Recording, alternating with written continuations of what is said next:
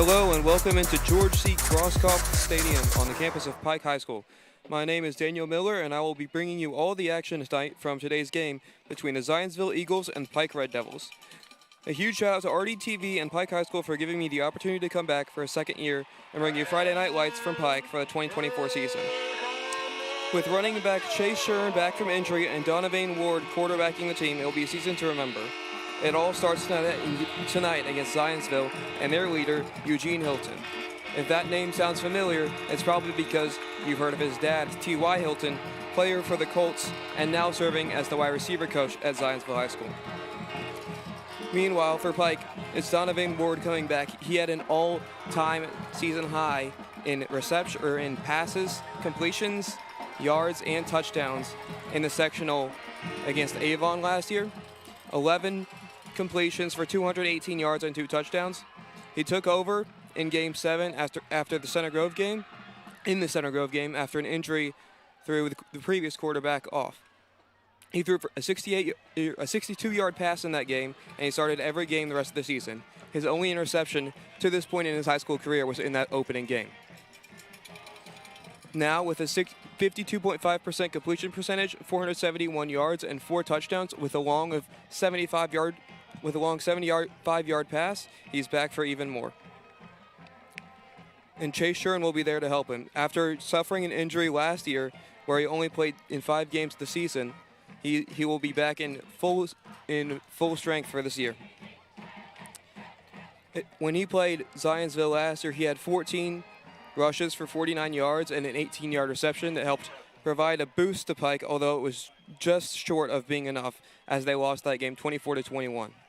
Speaking of that game in this series, it's been a very close series that just started 8 years ago in 2016.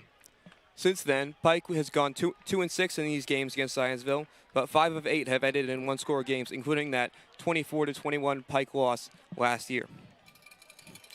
For Zionsville, Scott Turnquist is heading up the team in his 6th season as the head coach. He was previously an assistant at Zionsville from 2005 to 2010, and then took a coaching job in Carmel before returning in 2019. While on the topic of Carmel, Zionsville's quarterback, Zachary Trent, has transferred into Zionsville from Carmel for his senior year. He's a 2-sport athlete. He also played baseball, but he appeared in 4 games last year at Carmel before coming over here. Eugene Hilton, the wide receiver previously mentioned for Zionsville, is headed off to Wisconsin to play college next year after he finishes his final year with the Eagles. Last year, he had 836 receiving yards, which is good enough for number 5 in 6A. As far as 6A title champions from Pike, their defensive end, Ife Adioba, provided 11 sacks, nearly won a game, more than won a game last year for the Red Devils, and he'll be back on the defensive side of the ball, helping this team this year. Speaking of Ife, he is out there for the coin toss right now, joined by fellow captains Chase Shern,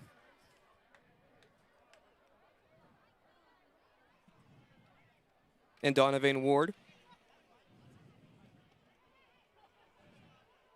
We'll see who gets the ball first to start this 2024 campaign for the Red Devils.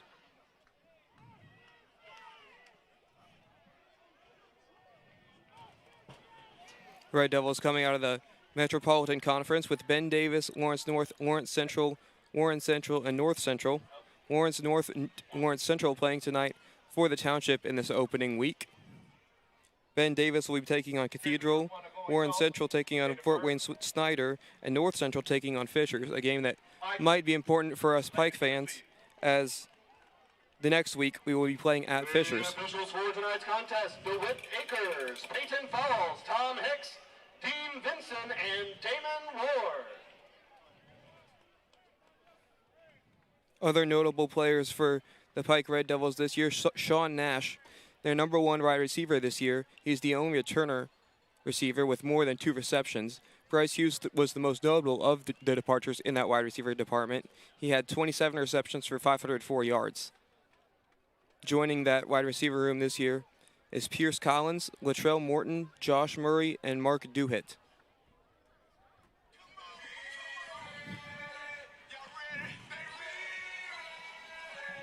As Zionsville looks to line up to kick the ball off first. Early Pike on offense to start the 2024 campaign of Friday Night Lights in Indian high school football.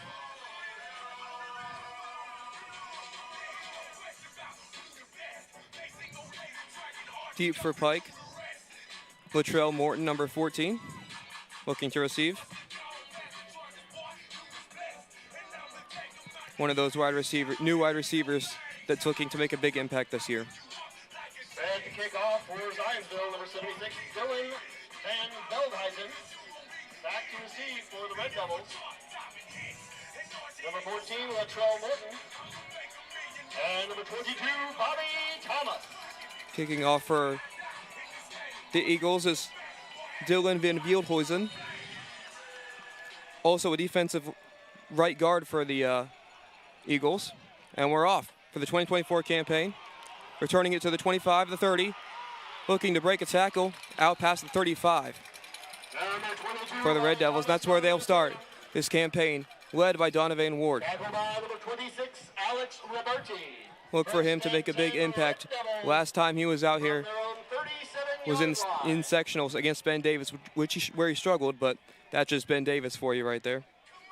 Previously, before that, he won his sectional game with 218 yards and 2 passing touchdowns against Avon. Here we'll get a first look at him in his senior campaign. Lined up to the right, Chase Shern.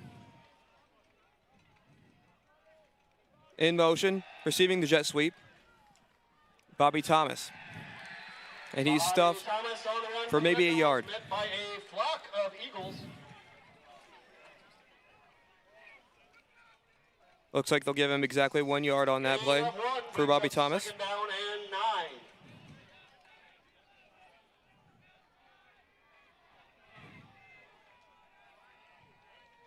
Chase Shern has motioned to the bottom of your screen now. You'll see him.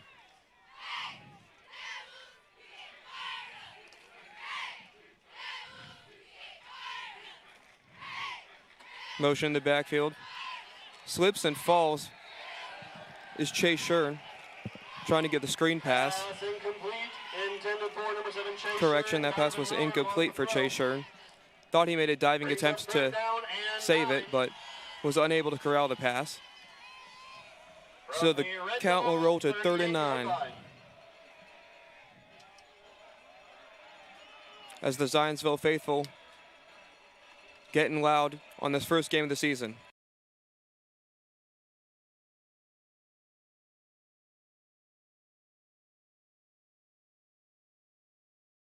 And over the middle field, it's incomplete. Intended for Pierce Collins. Broken up by number 3, Hank. So an unfortunate start to the season for Pike.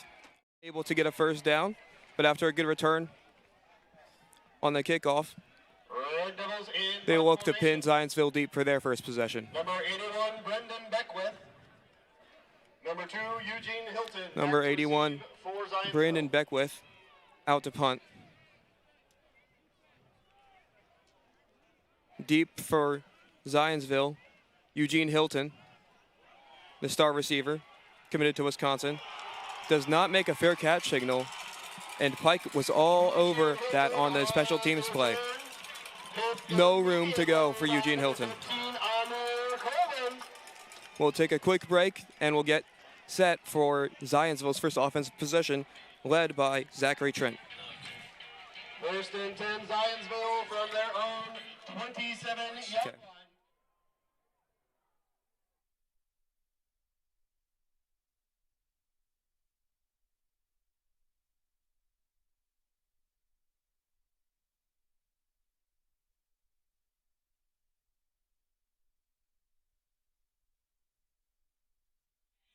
This evening's stream is brought to you by the students and staff of Pike High School's RDTV Media Production class, which gives students the opportunity to have real-world, hands-on experiences with the support from MSD of Pike Township's IT department. That 1st and 10 throw from Zachary Trent, incomplete. For number 83, Max Metler. Intended for Max Metler. Amir Coleman in coverage for the Red Devils. This Zionsville team, one that is not afraid to throw the ball. They'll throw it way more often than they run it. Last year, they had 182 yards of passing per game while only having 92 yards of rushing. They're behind the chains already now at 2nd and 10.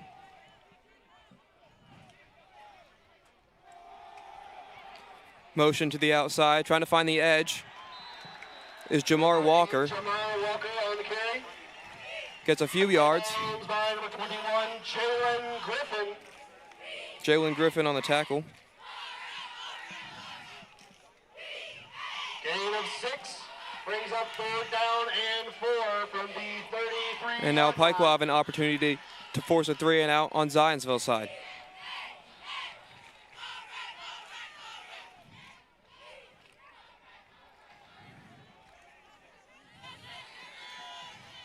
Out in the backfield with Zachary Trent is Sam Manna.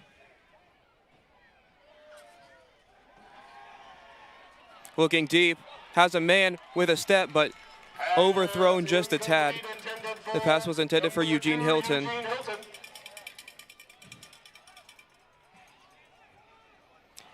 And Zionsville will be forced to bring the punt team out on this opening drive, and it looks to be a field possession game so far. Zionsville in punt formation. Number 27, Trenton Dittmer back. Trenton Dittmer to kick. 2 men back for Pike to receive. Number 3, Sean Nash. Number 8, Darius Elliott.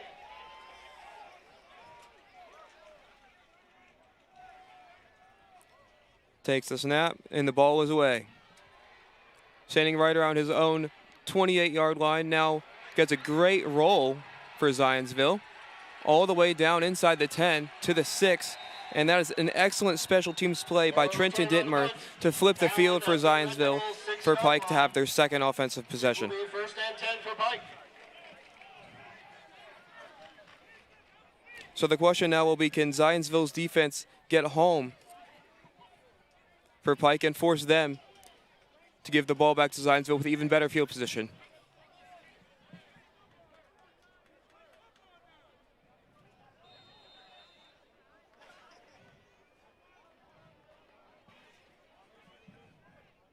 There you see a great shot down the line. Donovan Ward hands the ball off. Great run up the middle. Keeping his legs turning is Chase Shern. And that's a 1st down. The first down of the game and of this 2024 season. He's happy about it too, you can tell. Gain of 13. Keep turning those legs, Big Ben.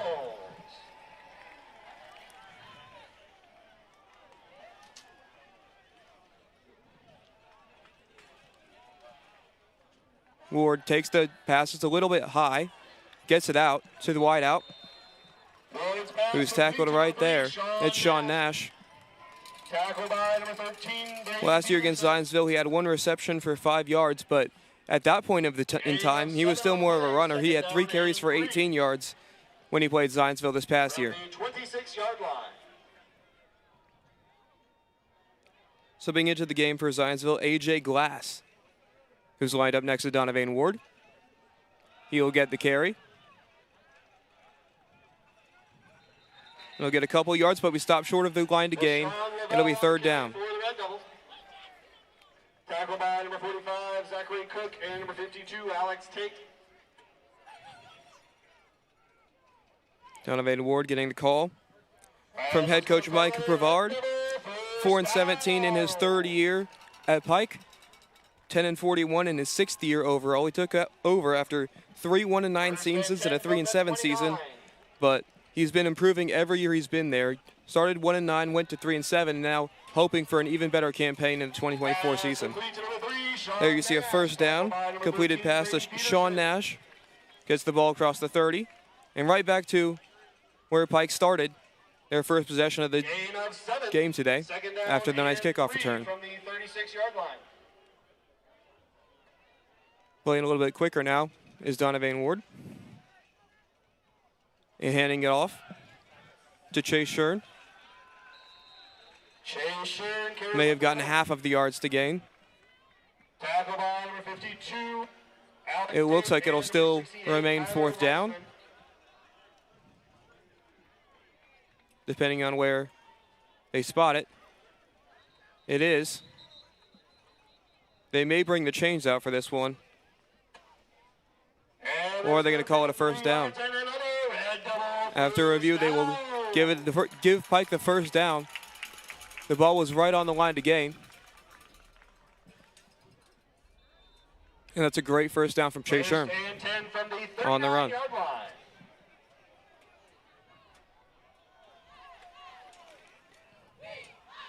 Down at the bottom of your screen, Sean Nash. Always a threat from the wide receiver position. Hand off again. It's Sherm. Up the middle. Gets about 5 yards on the carry. Tackle by number 52, Alex Tate. Help by number 45, Zachary Cook. Gain of 6, second down and 4 from the 45-yard line. The Zionsville Eagles team went 3-7 last year, 1-6 in the Hoosier Crossroads Conference, very similar to Pike's 3-8 record. Designed QB run for Donovan Ward, and he'll get the first down. Tackle by number 3, Hank Fennessy. Great block from the offensive line there. Led by Keandre Irvin and Cole Davis on the right side.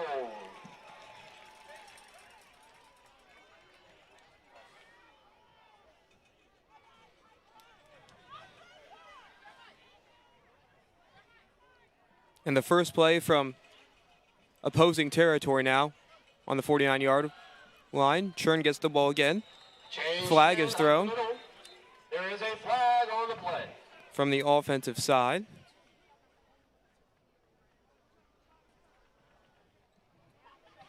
I believe holding will be the call here. We will get the word. Holding. On offense, 10-yard penalty. It will be holding. Play first down. And that will back the Red Devils up back to their own territory for 1st and 20. 1st and 18, rather.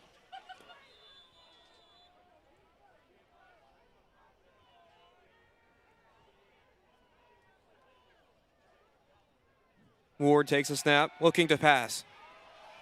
In the middle of the field, he's got a man. That will get them back on track. The receiver, 87, Pierce Collins.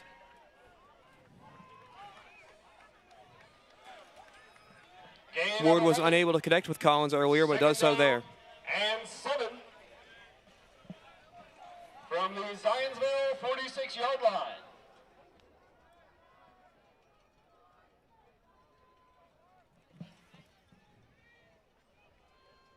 Ward with another handoff to Churn.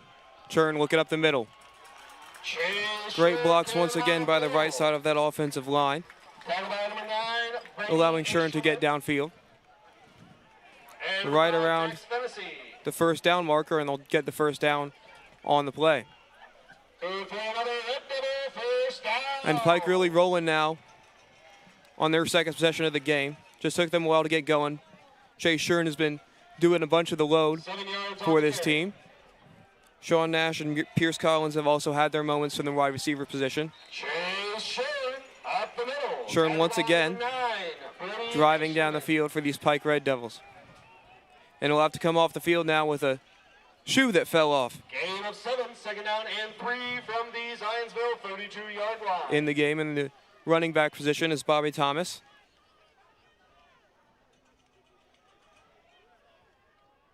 He'll line up to the left of Donovan Ward as it looks now.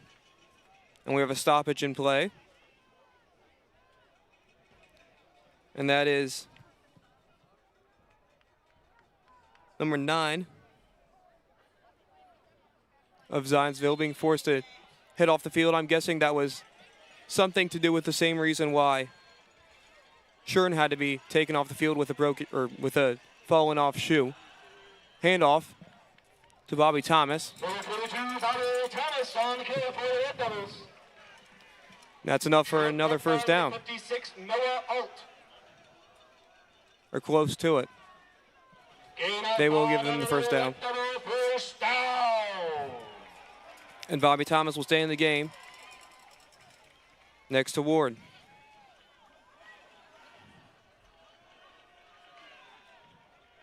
The running attack from Pike High School looking very promising for this year with Bobby Thomas and Chase Shuren both getting some good carries now.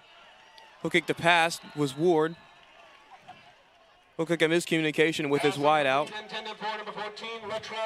It was intended for Morton. Second down and 10 from the 27-yard line. Pike behind the chains a little bit. Still very manageable. Once Donovan Ward gets the word from head coach Mike Brevard.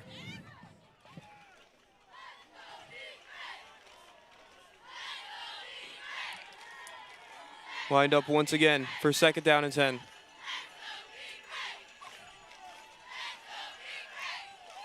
A screen pass to the outside. Sean Nash was the intended receiver.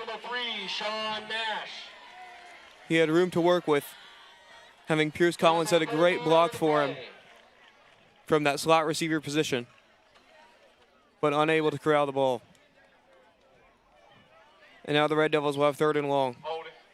On offense. 10-yard penalty. Replay down. Correction, with the penalty on the play, will bring up second and 20 as they will replay that second down.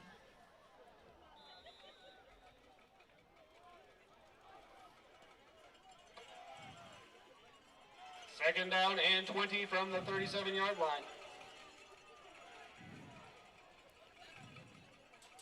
Three wide receivers to the top, one to the bottom, and he'll pitch it out to the running back, Bobby Thomas. Complete to number 22, Bobby Thomas. He'll get those holding yards back. It'll be right about to where we thought it was going to be a few seconds ago, around third and 10. Gain of 10, third down and 10 from the 27. If they can keep getting production like that from Morton and Collins, this team will be a force to be reckoned with this year, as that wide receiver room deepens. Another pass out, and taking it all the way across the field. It's Latrell Morton. He'll get pushed out right around the 5-yard line. What a play on third down, giving Pike an opportunity for first and goal.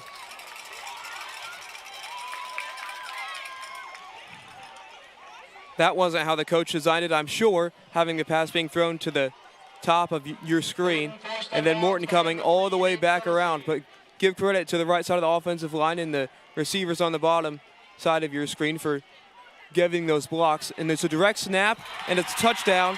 The first one of the season for Bobby Thomas and Pike High School, and the Red Devils are on the board first.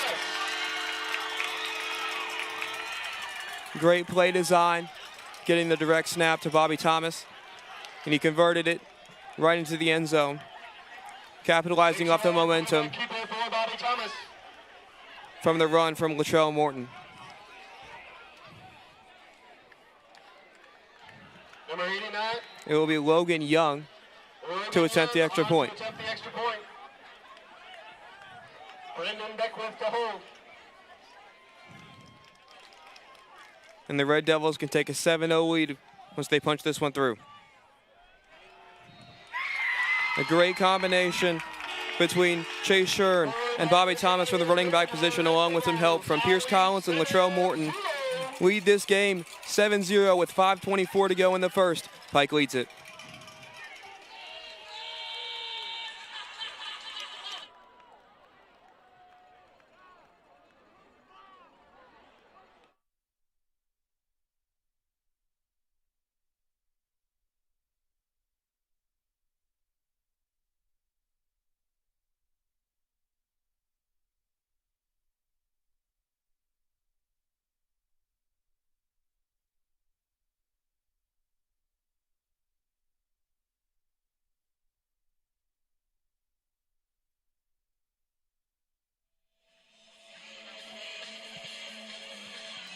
Are you a friend or a family member interested in becoming a Pike employee?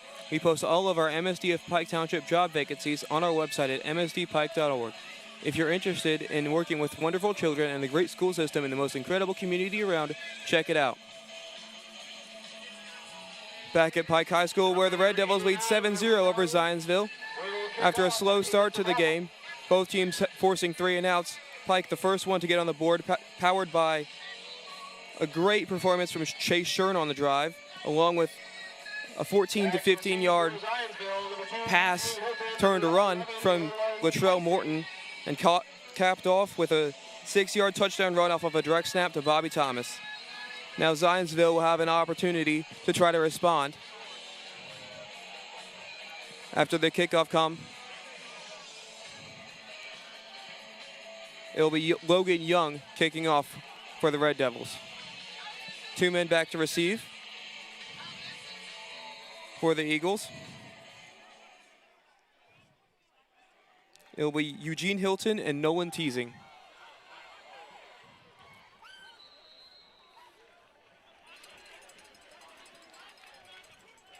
Neither of them getting an opportunity Called for and caught by number 46, Ben Kaufman.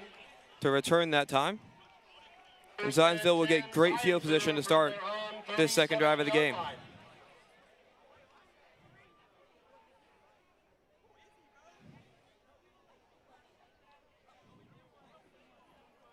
It'll be Zachary Trent back to quarterback for this Zionsville Eagles team. Just our second look at him in green and white after he started the season. His career at Carmel High School. A pitch play, end around for Eugene Hilton, trying to find a hole. Does so, and he's past the midfield point. That's a first down on the first play for the Zionsville Eagles. There is a penalty on the play. However, a flag is thrown.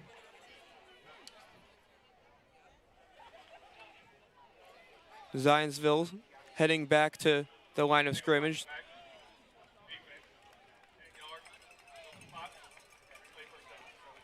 It will go against the Eagles. And that will back them up. And they'll replay first down.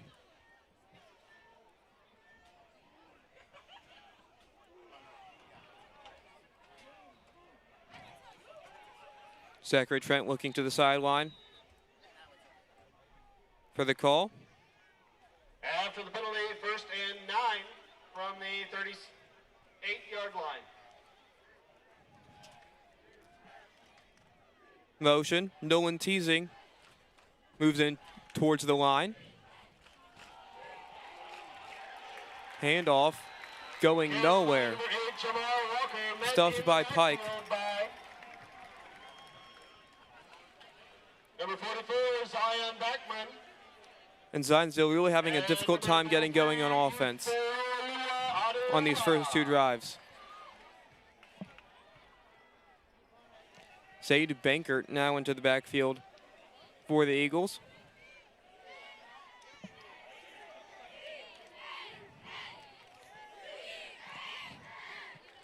At the bottom of your screen, you'll see Micah Morris. He had a tackle versus Pike last year when he was playing on the defensive side of the ball. Ball out of the hands, and Pike looks like they may have it.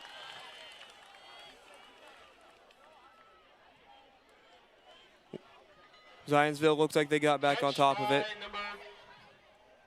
after the ball was punched out. Fumble and recover. Nevertheless, Zionsville still backed up on their own side of the field. It's now 3rd and 16. They'll have to try to find a receiver to go to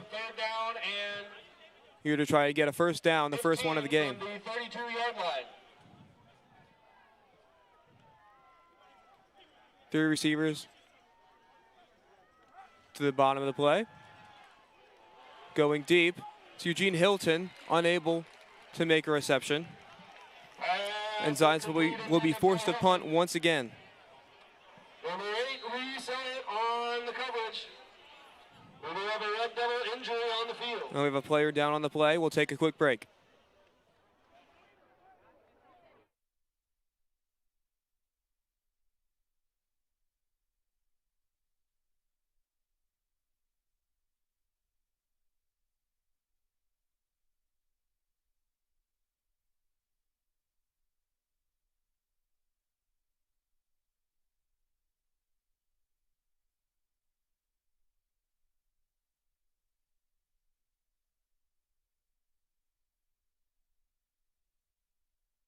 both the north and south end Yep. of the field. No matter where you live, you belong in Pike. The MSD of Pike Township is excited to offer exceptional learning opportunities to all students, regardless of residency. Families who do not live in Pike Township can visit our website, msdpike.org, for more information. One of those exceptional learning opportunities being the media class that is led here at Pike Township that allows broadcasts like this to happen, and how we bring this game into your living room. As Zionsville will be forced to punt. It'll be Trenton Dittmer to receive. And the ball is off. Pike looking to make a return. Running more sideways than down the field. That trying to find an open crease is unable to do so.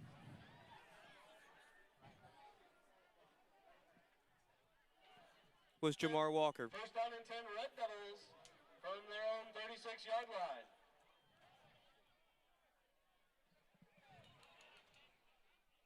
And Pike will be back out for another opportunity to extend this lead, make it a two-possession game.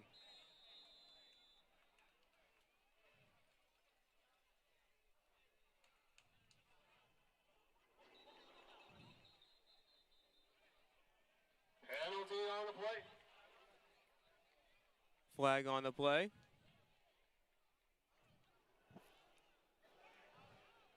And the Red Devils will be backed up to start their possession. We've got concessions at the north and south end. It will be a false start coming against the Red Devils. We also Some movement have up front. the food truck at the south end, featuring loaded brisket nachos, loaded hot dog, loaded wedge fries. And after some great plays from Sean Nash on that last possession, gets another opportunity on the outside. Tackle by number 45, Zachary Cook. Two juniors racking up receptions now. Gain of 4, second down and 11 from the 35-yard line. Got some of those yards back from the penalty. And Pike will look to extend this drive even further. Man in motion is Chase Shern. Looking to pass. Finds a man. It's Sean Nash. Chopped down short of the first down line. Tyler Burnett on the tackle for Zionsville. Brings up third down and 3 from the 43-yard line. And after the false start that put the Red Devils back a little bit, moving ever so slightly every yard. And now we've got a third and manageable. We'll see what Coach Mike Rivard drew up. Sean Nash on the reception. That'll be a first down for the Red Devils. Pass complete to number 3, Sean Nash. Good for a Red Devil. First down. Great route by Sean Nash. Curling back around to receive that. Tackle by number 43, Alex Moore, and number 13, Brady Peterson.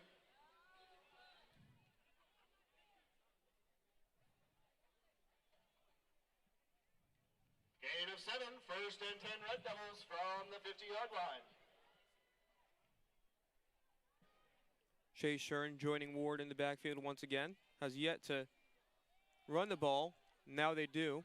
Right up the middle. Chase Shern Good for about 3 or 4 yards on the play. Caught by number 52, Alex Tate. Gain of 2 on the play, second down and 8 from the Zionsville 48-yard line.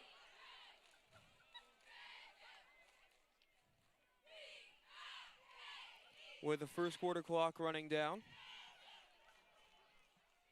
Pike looking to extend this lead to 2 possessions as they get the ball past midfield.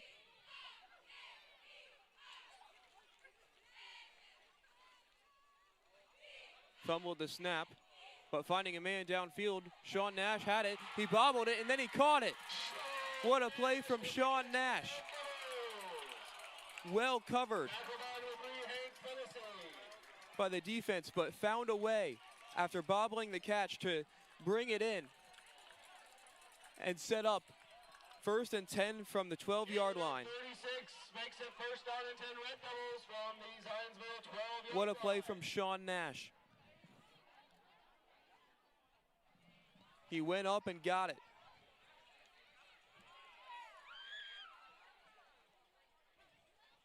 And now Ward will be set up on the 12-yard line.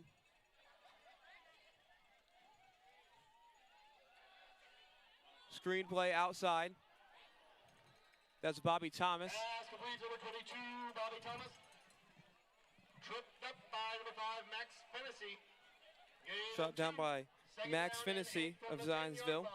He'll be heading over to play collegiately for the Army Black Knights after this season.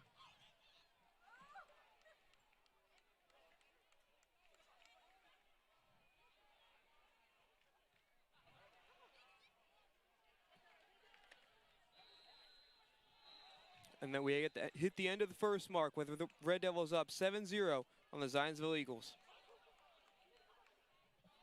And that is the end of the first quarter. Your Red Devils lead 7-0.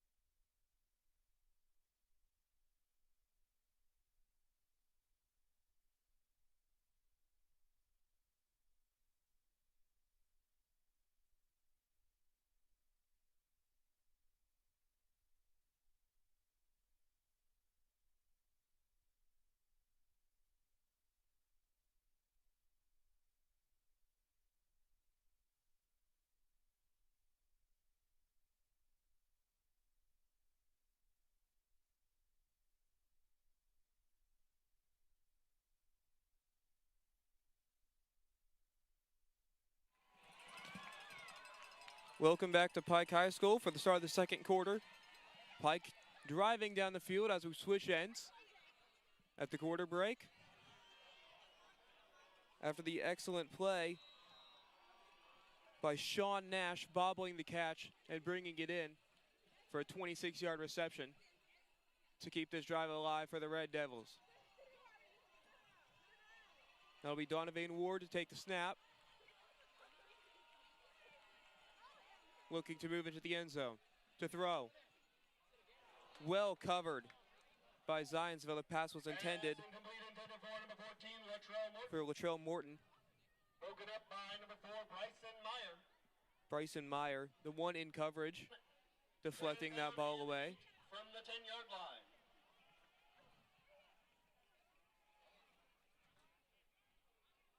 And there's a flag on the field once again.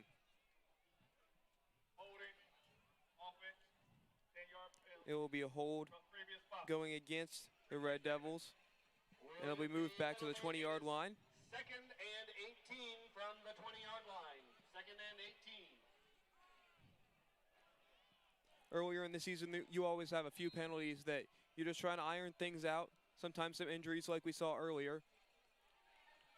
Those are just things that come with getting back into football condition. Ward to throw. Finds a man. Pass to Chase Shern out of the backfield. Forced out of bounds by number 4, Bryson Meyer. Ward found Shern, but not able to convert. 7 to the 13-yard line. It will be third down and 11. And the Red Devils off third and long. Right before they get to the end zone.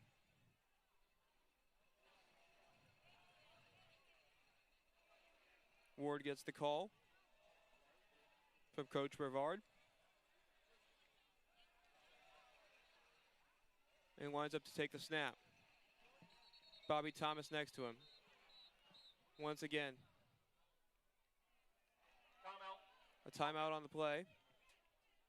Timeout, Red Devils. Taken by Pike. Showing the wheels. And we'll take that break with him.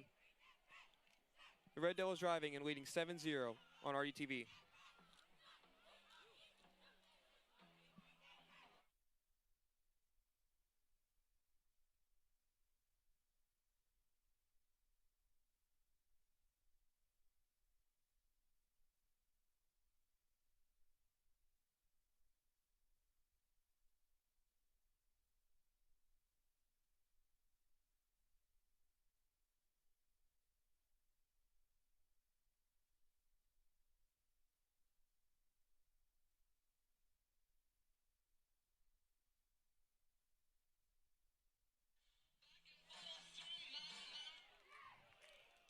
Ward back out to take the snap for 3rd and 11. Out of the timeout, 3rd down and 11. Pike fighting back after a holding penalty earlier in this set of downs. Looking to extend this game to a 2-possession lead and get their first win over Zionsville in 3 years. Bobby Thomas taken down in the backfield by a group of Zionsville Eagles, By number 52, Alex Tate. led by Alex Tate. Loss of 2 on the play. And Pike will be forced to kick, 4th down having 4th down and long. 13 from the 15-yard line. Number 89, It will be Young on to attempt the field Logan goal. Young out to kick. 32-yard field goal attempt. The 32-yard attempt from Logan Young. Trying to extend this lead. It's up. And it's through the uprights for the Red Devils. Gets the 32-yarder to go through after having not attempted a kick yet entering this game. We'll take a quick break and be back for the kickoff. Pike leads at 10-0 on RDTV.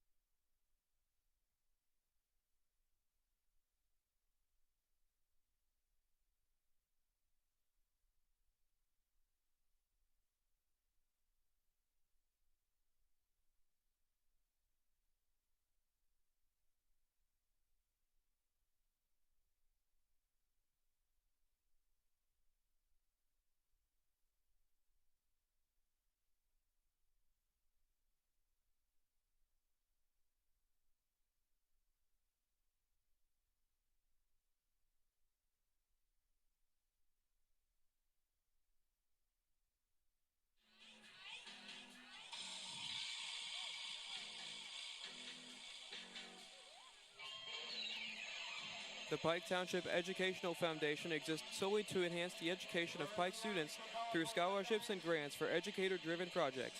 Since its founding in 1993, the Pike Township Educational Foundation has awarded nearly $500,000 in scholarships and over $650,000 in grants. To learn more, please visit www.pike-ef.org. Out to kick for the Red Devils is Logan Young after converting his first ever field goal at the high school level. 32-yarder through the uprights for the Red Devils to make it a 10-0 lead. Kicks off to the 28 and a fair catch called.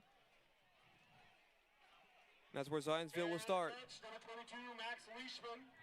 Zionsville has yet to get any real action offensively. 1st and 10, Zionsville. Ife Adioba and the rest of the Zionsville, or Pike defense rather, has been able to force some pressure onto Zachary Trent, not allowing him to get any sort of rhythm with Eugene Hilton. Being well covered on the outside by Doris Elliott.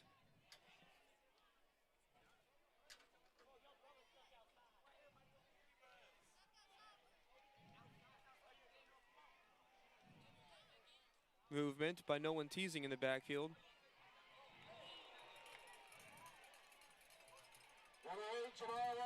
A tough tackle from Pike in the backfield. A flag came out. We'll see if it stands.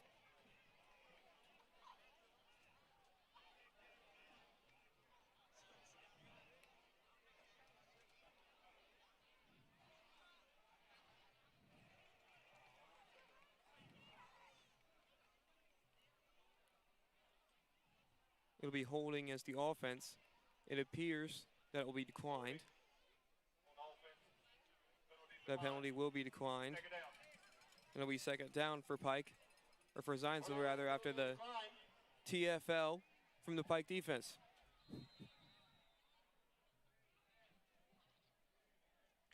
Loss of 6 on the play, second down and 6. UG Dilton lined up to the bottom of your screen.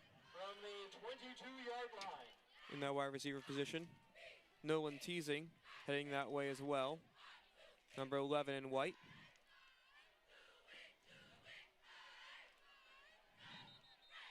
And a timeout called for by Zachary Trent as the Eagles were late lining up. A great time to hit up the Red Devil food truck. Well, Scott Turnquist is in his 6th year as the Zionsville Eagles head coach. He's been able to put together a nearly 500 record after completing his playing career. He played wide receiver at Montana State. This is not the only great wide receiver they have in the house today. Wide receiver coach and former Colts.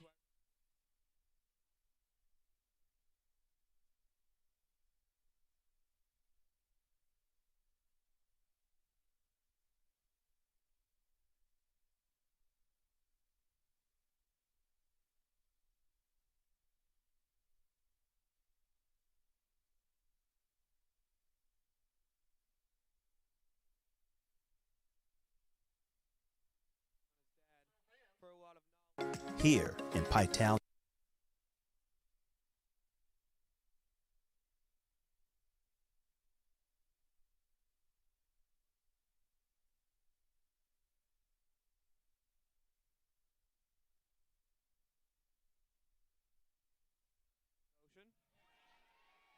They go across the middle. Instead, it's picked off by the Red Devils, making a return inside the 10, inside the 5.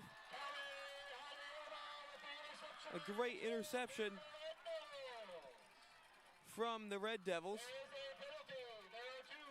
But there are flags on the play after the interception.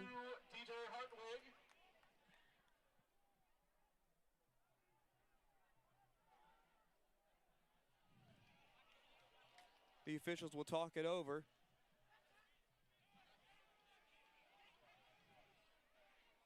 After the interception from Pike was brought down inside the 10-yard line. The Zionsville defense is out on the field. It's just a matter of where this ball will be placed, I believe.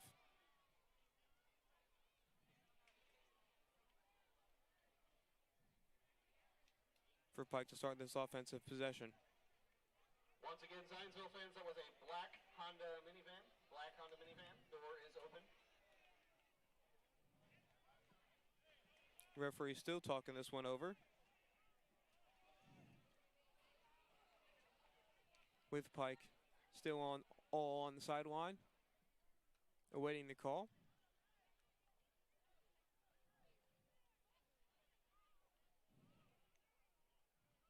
Now one of our officials having a word with Coach Brevard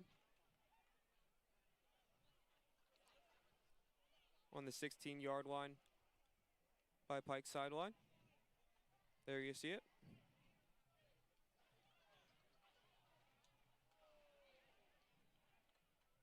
Zionsville has now broken the huddle.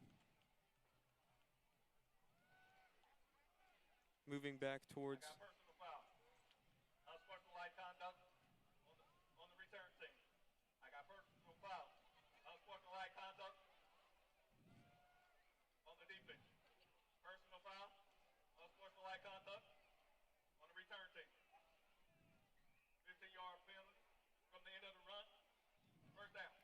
So we have 3 unsportsmanlike conduct penalties at the end of that interception. 2 against Pike, 1 against Zionsville. So that will back up the Red Devils 15 yards from where it was originally returned to. Ball spotted for now at the 19-yard line. And now Pike will break the huddle, and their offense will rejoin the field. Great field position after the interception despite the personal foul.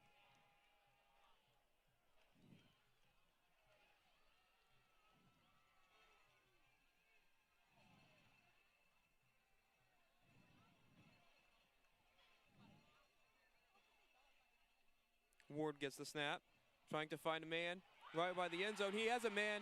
Great defense, but even better offense from Bobby Thomas.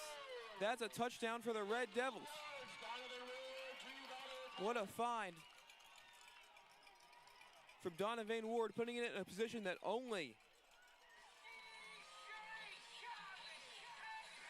the receiver was able to make a play on Bobby Thomas.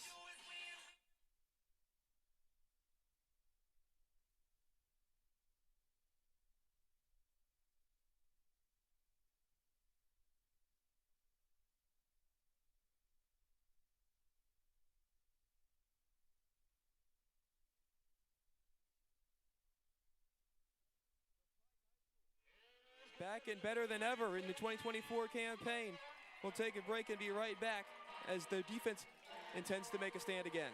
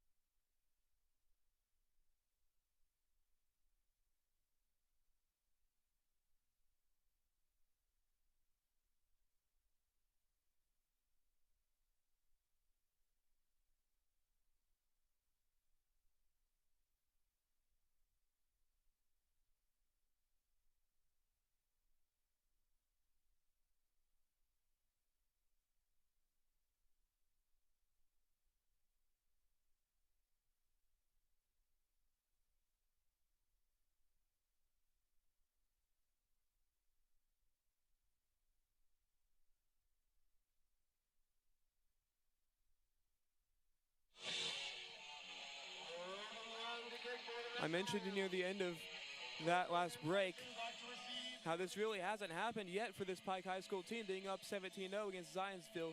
The only 2 times they've been able to get a win against this Eagles team were a win 26-24 back in 2020 and a win 27-19 back in 2018.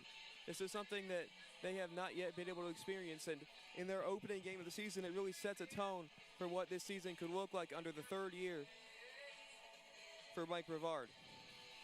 He's been improving ever since he got here, from 1-9 to 3-7, and this could be the year that he finally gets things put back in the right direction, maybe gets above 500 in the win column. Muffed, the kickoff, is Nolan Teasing of Zionsville. Pike says they have it. And they do. A great special teams play once again. And Pike's offense is just staying on the field at this point between the interception on the last possession and now the muffed punt from Nolan Teasing on the return. Pike being gifted opportunities here in the first half.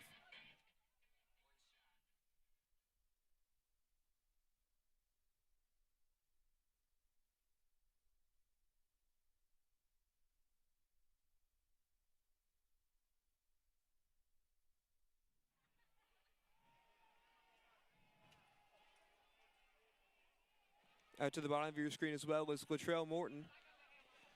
Going up top to Sean Nash. There's a flag on the play. He was unable to haul it in. We will see what the call is. It was thrown right in the area of Sean Nash trying to make the reception.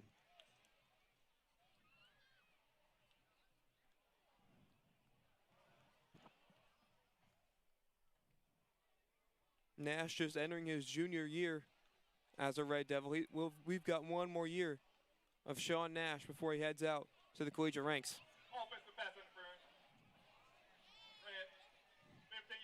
The penalty will go against Sean Nash, however, at that time. 15-yard penalty on the Red Devils. Push the ball back to And the Red Devils will be backed up First down and 25. after the muffed kickoff gave them good field position.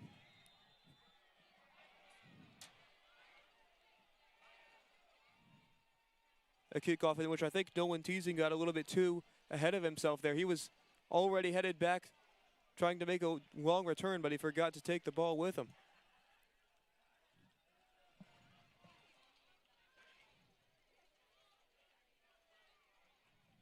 And that'll give Pike an opportunity here. 1st and 25 after the penalty. Trying to find a man over the middle. He does, but chopped down immediately. That was Pierce Collins. Number 33, Chase Wilson. Wilson was the one able to No gain. Second down and 25. bring Collins to a stop at the line of scrimmage. And we'll have 25 yards to go once again.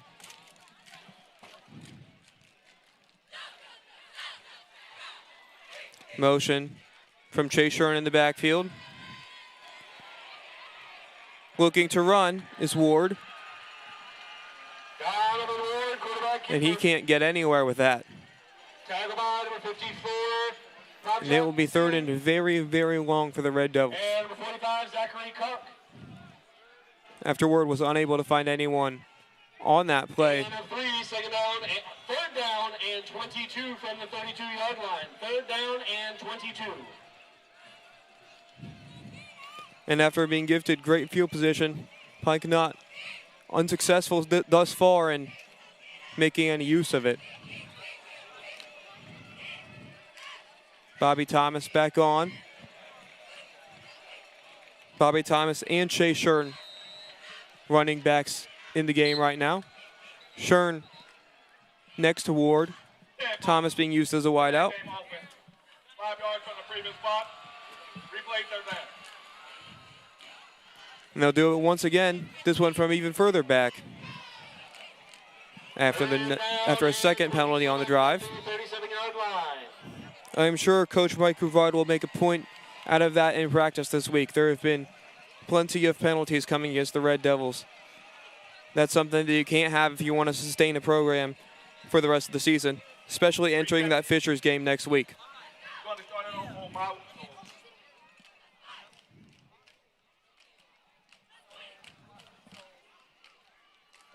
Please reset the game clock. Ward gets the call.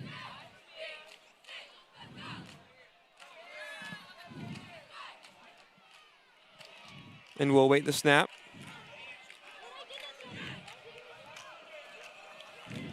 After we check the clock here at Pike High School. Please repeat the time for the game clock.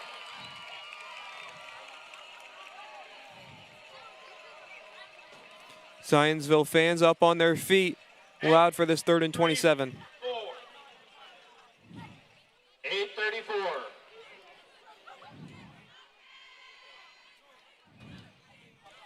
After the delay,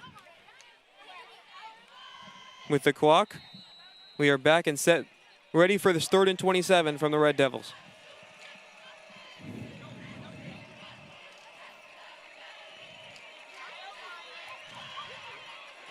Four wide receivers. Ward looking to find him. It's Latrell Morton who was the intended target.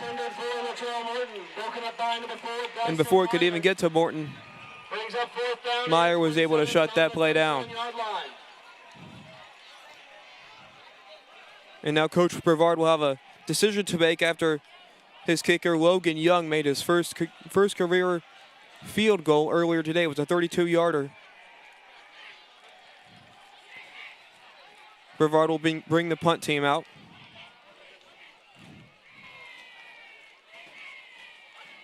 Logan Young doing both the punting and the kicking for this Pike Red Devils team.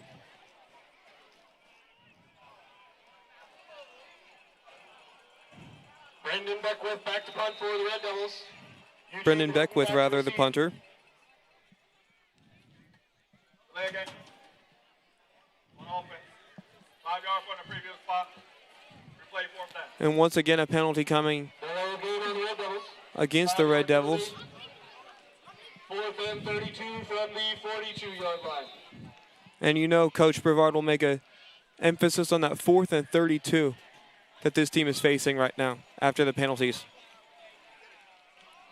The snap is high. Beckwith gets it off, however, and gets the ball inside the 15. Beckwith punts to the sideline. And that will be a difficult field position for Zionsville to start with. Down 17 midway through the second quarter. We'll be right back with you on RDTV for Zionsville's offensive possession.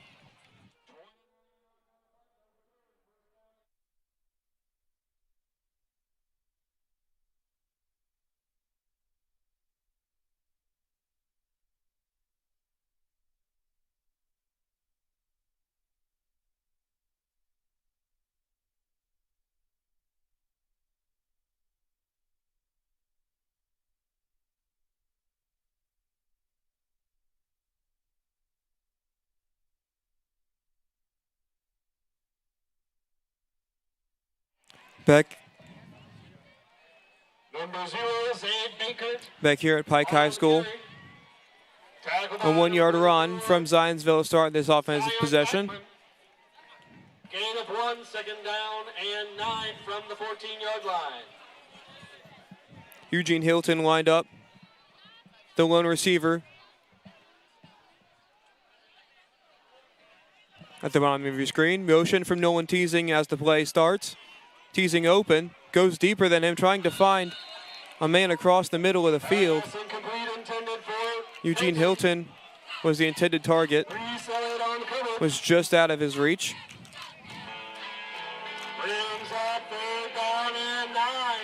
And now it'll be 3rd down once again for the Zionsville team. Zionsville struggling to get any offensive motion thus far.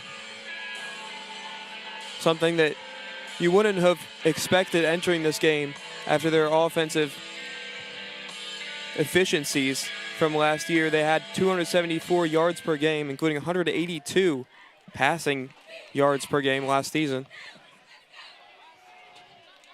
Nolan Teasing on the reception. Gets a few yards, but it won't be enough for the first. And Zionsville will be forced to bring the punt team out once again.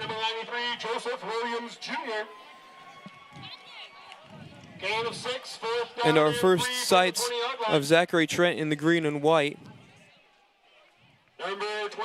have not been what Scott Turnquist would have thought you would think for the Zionsville head coach.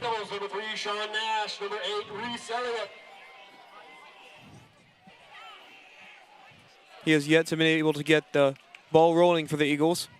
The punt is off. It's a short one.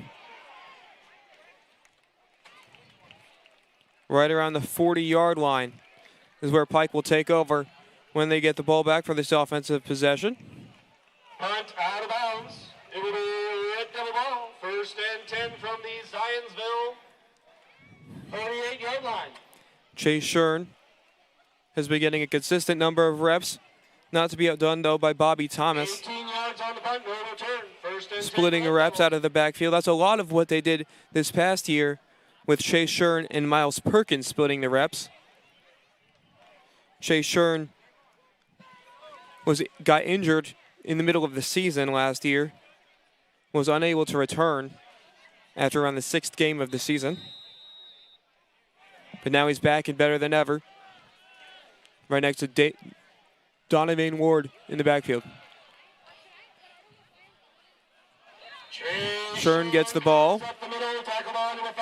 About 6 yards on the play from Chase Shern. Gain of 6 on the play. It will be 2nd down and last year he averaged 4.2 yards a carry on 45 carries for 191 yards. He also had 2 receptions for 28 yards last year. Gets the ball again is Shern.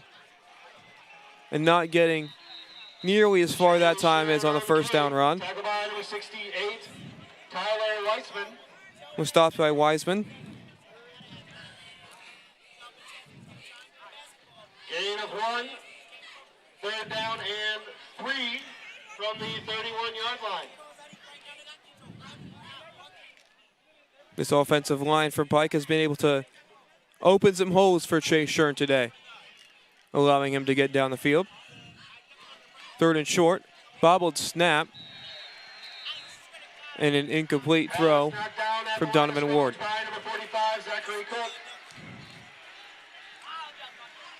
Great defense from Zionsville, stopping that throw before it was able to even get going. Now Coach Brevard with another decision, 4th and 3, right around the 31-yard line. Looks like he'll keep the offense on the field.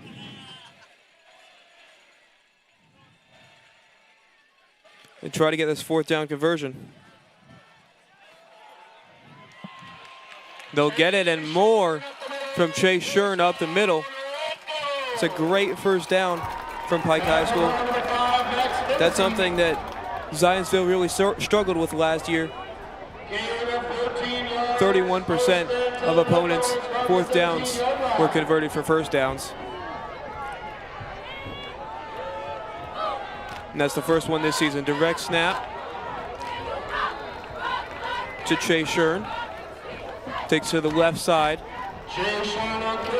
of the line. And he continues to churn those legs. Chase Shern.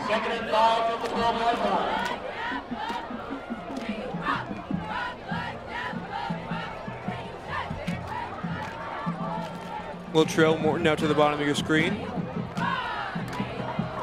Ward takes it himself, fakes the handoff, and he's right on the goal line. That will be a touchdown for Pike on the quarterback keeper. They've been handing it off every time, mixing it up, faking the handoff, and taking it himself. Donovan Ward gets himself a rushing touchdown. Just his first ever as a Pike Red Devil as a rushing touchdown. He can do it all.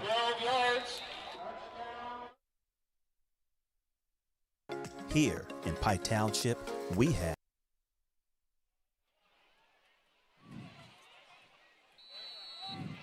Zionsville was able to get a guy close to the ball, but not close enough as Logan Young gets it through.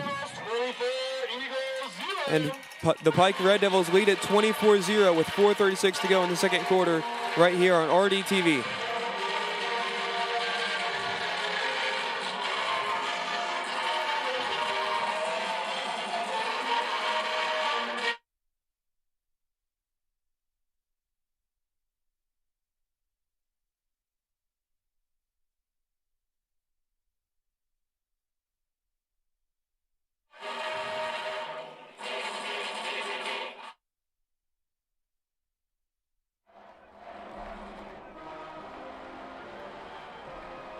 here in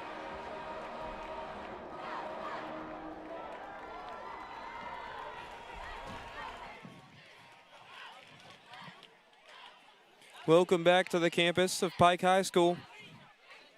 Pike leads at 24-0 and looks to be a blowout to start the season. Here in the first half, Donovan Ward and Chase Shern combining to make a presence for this Pike offense.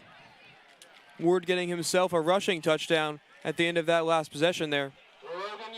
Chase Shern converting the fourth down to make that a possibility. Zionsville will get another chance at it with just 4:36 left in this first half. Another shorter kick, not allowing Eugene Hilton to get his hands on it and try to make a return.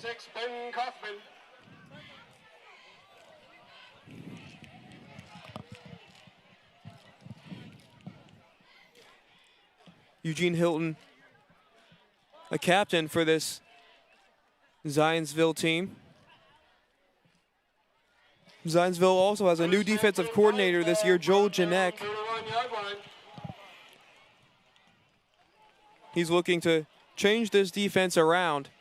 So far, though, Pike has been able to do essentially whatever they want with the Zionsville defense, scoring 24 points in the first half.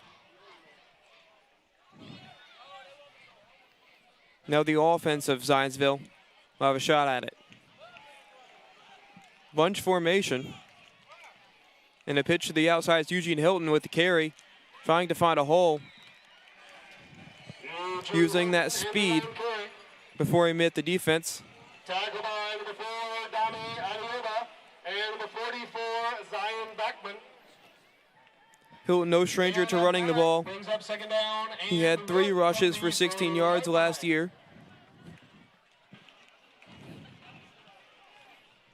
Gets about 9 on that pitch on first down.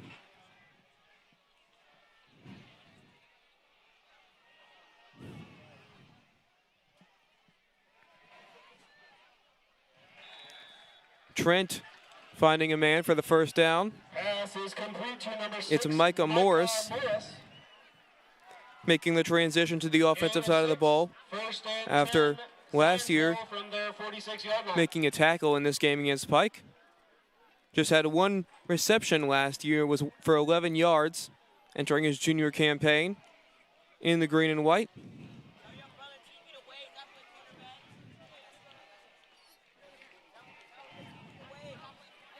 And he's in the book today. Handoff. About 5 yards on the carry for Zaid Bankert, the sophomore standout for the Zionsville team. Most of the time these days you only see juniors and seniors upperclassmen on these football teams. Zaid Bankert, as just a sophomore, they clearly see something in him. They can kind of even out the experience factor, getting him some good reps earlier in his high school career.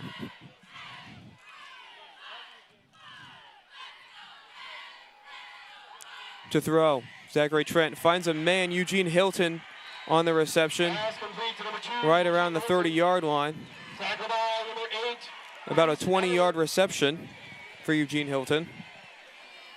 And he's asking for a sub, I believe, as he heads off the field. First and 10, Zionsville from the Red Devil 29-yard line. He gets one after the big reception.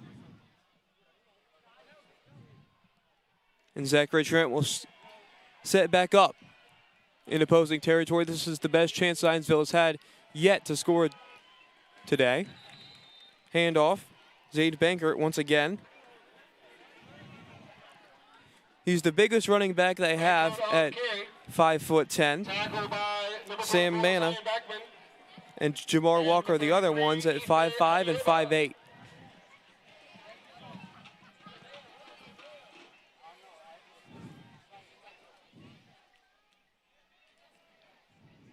Electing to keep Bankert in the backfield for this drive. Eugene Hilton back in the game after sitting that play, making the 20-yard catch. He's at the bottom of your screen. Trent to throw again. Finds Bankert out of the backfield for the first down. Forced out of bounds by number 40, Willie Chapman III. We're just short of the first down, rather. Bring up 3rd and short.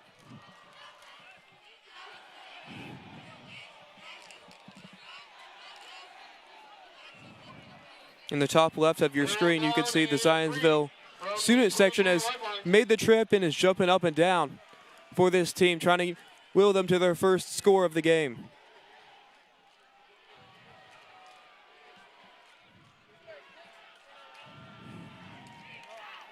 These schools know each other well, both from the northwest side of Indianapolis. Intercepted by the defense, Pike. Trying to make a return, finding somewhere to go. He's back out to the 26-yard line.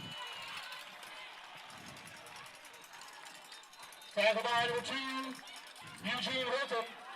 It was Injury on the play.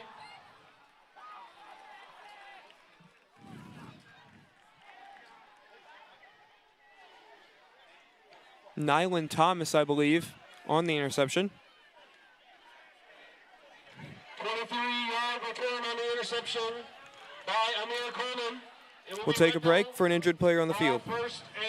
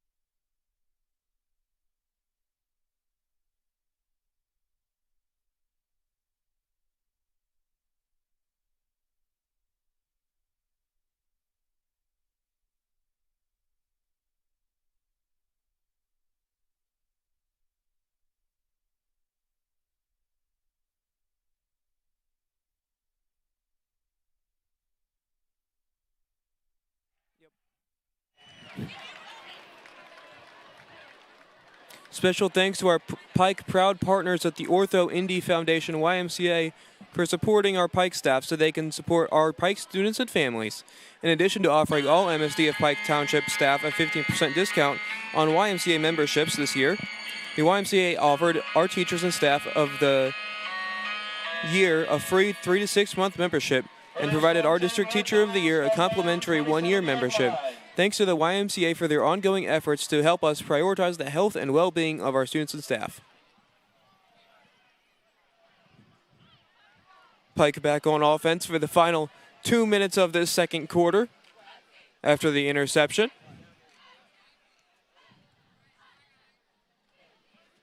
Donovan Ward has been excellent at taking care of the football. His only interception of his high school career came in the first game he played in, where he took over against Center Grove after an injury to the previous starting quarterback. He never gave up that spot and has started off well this year, having got this Red Devils team up 24-0 without having any turnovers. Pass incomplete over the middle of the field, intended for Sean Nash. broken up by number 4, Bryson Meyer. Just over the outstretched arms. From the 27-yard line.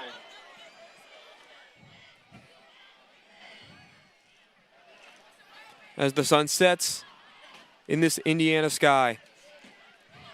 And the sun rises on this 2024 football season. Handoff going nowhere this time, with the Eagles finding a way to stop Lavelle on the carry for the Red Devils. Tackle by number 54, Project Lavelle on the carry. Injury timeout for Zionsville. Now an injured player on the other side of the ball. The Zionsville Eagles have a man down. We'll be right back.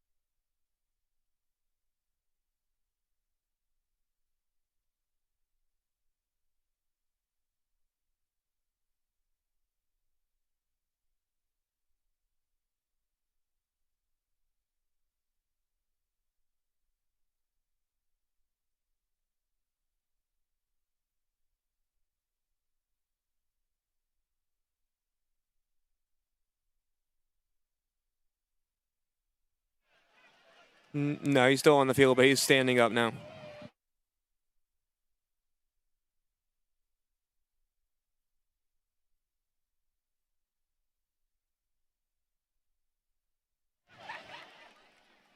A big shout out to the marching Red Devils here tonight, performing for us, adding to the atmosphere of this high school football season. A big thank you to them, the cheerleaders, the players, the coaching staff, and the broadcast team that makes all of this possible for all of us. As we get the injured player off the field here, and we get set for 3rd and 10. The minute 21 left on the clock. Zionsville will take a timeout after the injured player to set things up on defense for the 3rd and 10, and we'll be right back after this quick break.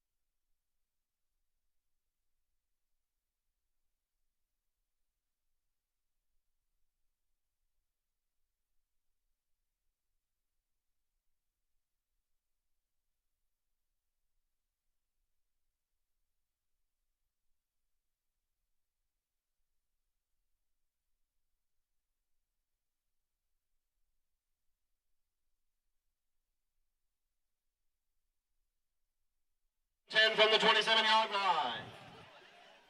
3rd and 10 here for Pike. Looking to convert and make a push here at the end of the 2nd quarter. Ward trying to find an open man. Goes over the field, finds a man in double coverage. But Pierce Collins able to make the catch and extend this drive right around the midfield line now. Minute 14 to play.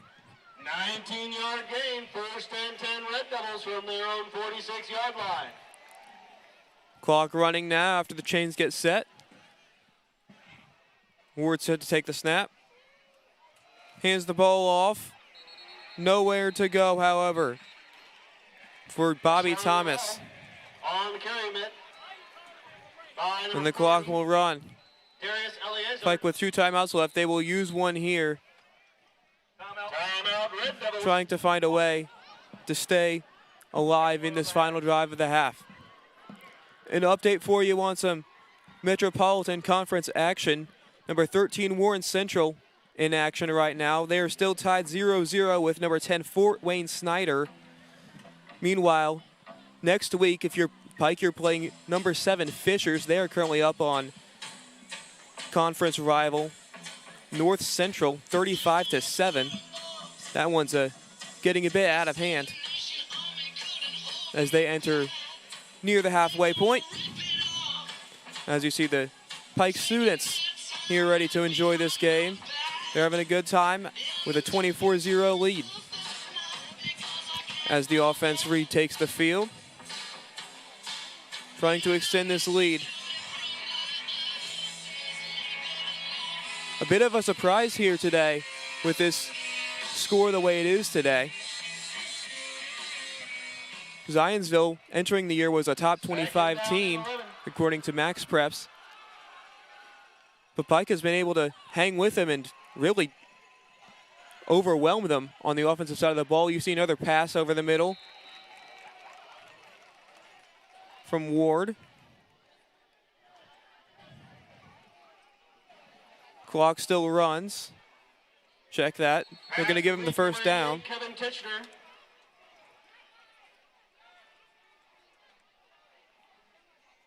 And the clock will remain running. Approaching just 30 seconds to go now. Ward takes off by himself. Trying to find a place to go. He slides down.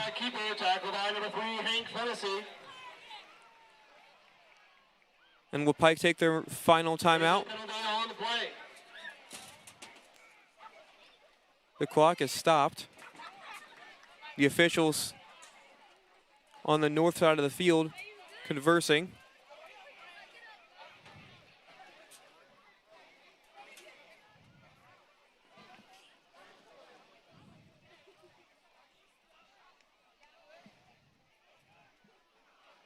Excellent awareness by Donovan Ward, able to find that opening when he realized there was no easy receiver to throw it to.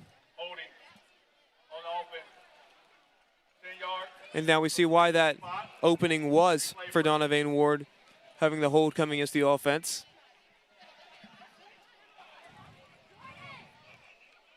And that'll back Pike up. Be third down on their own side of the field now. With just 24 seconds left. You wonder if Coach Brevard will be as aggressive with a 24-0 lead.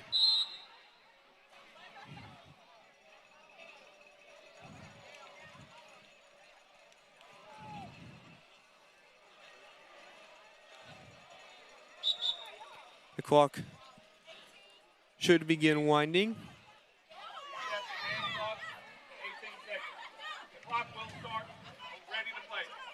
And they'll reset the clock to 18 seconds to make up for that clock error.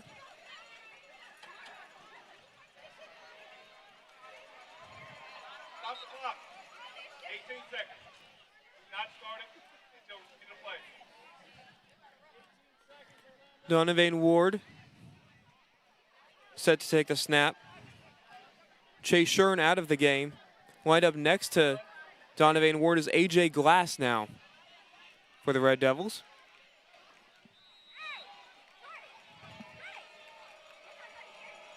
And now the clock will run. Ward trying to find a man. Instead is brought down by the Zionsville defense. And that's how the half will end, with Pike leading it 24-0 over the Zionsville Eagles.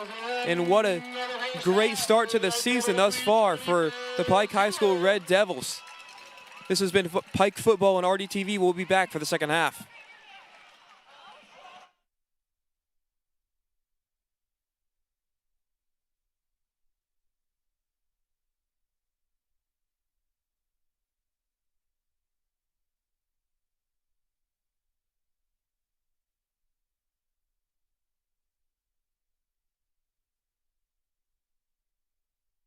Here in Pike Township, we have award-winning schools, award-winning educators, amazing facilities, award-winning programs, high-achieving scholars, award-winning alumni, and we're just getting started.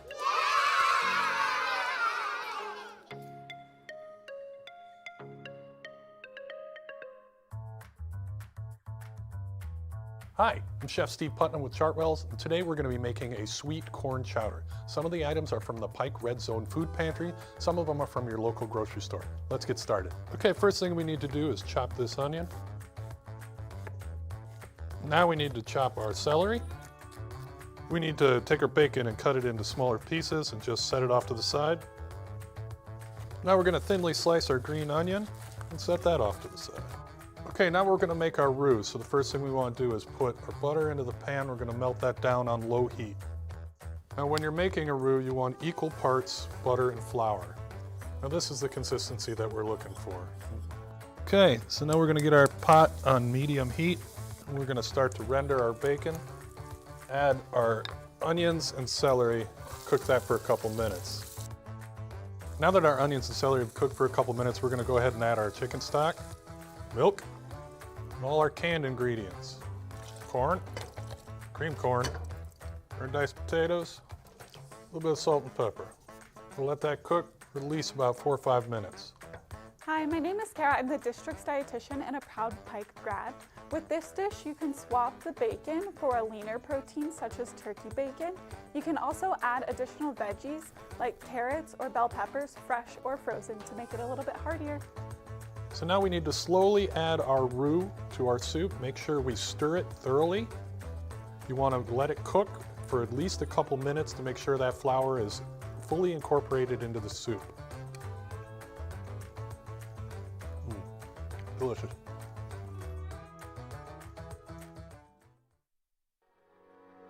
The Pike High School Planetarium is truly a sight to behold. It is a magnificent theater that allows viewers to gaze upon the stars and find answers to their questions about the night sky. The 30-foot domed room serves as a classroom for teaching planetarium lessons. Through the advanced mechanics and technology, the planetarium offers a captivating presentation that brings the wonders of astrology and space science to life. We invite you to join us as we explore the rich history of our planetarium with Ms. Tushner. Well, I started teaching here in 1988, and I became planetarium director in 2001. And all these drop down. I taught Earth Space Science first, and that of course had a large section about astronomy. And when the previous planetarium director retired, it just seemed like something that I would love to be doing, and it still is. Well, I'm called the director. I'm in here instructing various courses that we work on, various classes, and I work with K-12 teachers to schedule their classes coming in for a specific lesson. For example, with our first graders. Pike has had a planetarium since the 1960s, but this particular one was built in 1995. Well, it's one of the very few schools that has one, and it's a way for students to experience their curriculum in a totally different way. In fact, there are 45 different lessons that relate something in the night sky to what they're studying in their coursework for students here at the high school. So it's a very unique way to learn about their subject, whether it's the Odyssey, whether it's Follow the Drinking Gourd, just unnumbered ways that we can match the curriculum. Well, of course, the renovation coming this summer. That's going to be absolutely huge, and we'll be going through training this summer to learn to use the new equipment, and we will be able to do everything we do now, plus so many more things. So I think the new things will be particularly exciting as well. But I love our current lessons, so I don't want to give those up, of course. Well, we no longer have the large object in the middle of the room that projects the night sky. There'll be projectors underneath the cove that can fill the dome with all kinds of images, including the night sky. So the technology has, it's just immensely changed since we started here in '95. It's a special place. It shows the night sky and so many aspects about things that we cannot see with the amount of light pollution there is in our urban skies. We really depend on the planetarium to give us a good view of what's happening in the sky. Well, of course, the April 8th eclipse was such a big deal. Getting ready for that, just letting people know what an eclipse is. A lot of people didn't know and don't know the importance of that in understanding the sky. And yeah, I think that was one of the major ones, but truly keeping up with the night sky and all of what's going on is important. The young students usually have a shorter lesson. They do ride the bus over and back, so we have to take that into account. But we also are restricted by the length of the class period because students come for a particular class period. So the lesson is tailored around the length of the class period or the length of the time the students come. But it all seems to work out very well. We can do a lot in a short period of time based on what they need in their course. Television, not because it was cloudy, but because of the countless... Oh, it's easy to do with the eclipse. I'll mention that again. There have been all sorts of things like launches of spacecraft. The James Webb Space Telescope that launched a couple of years ago has really revolutionized astronomy. So that's kept people interested in what's going on in the sky, and just so many things to learn.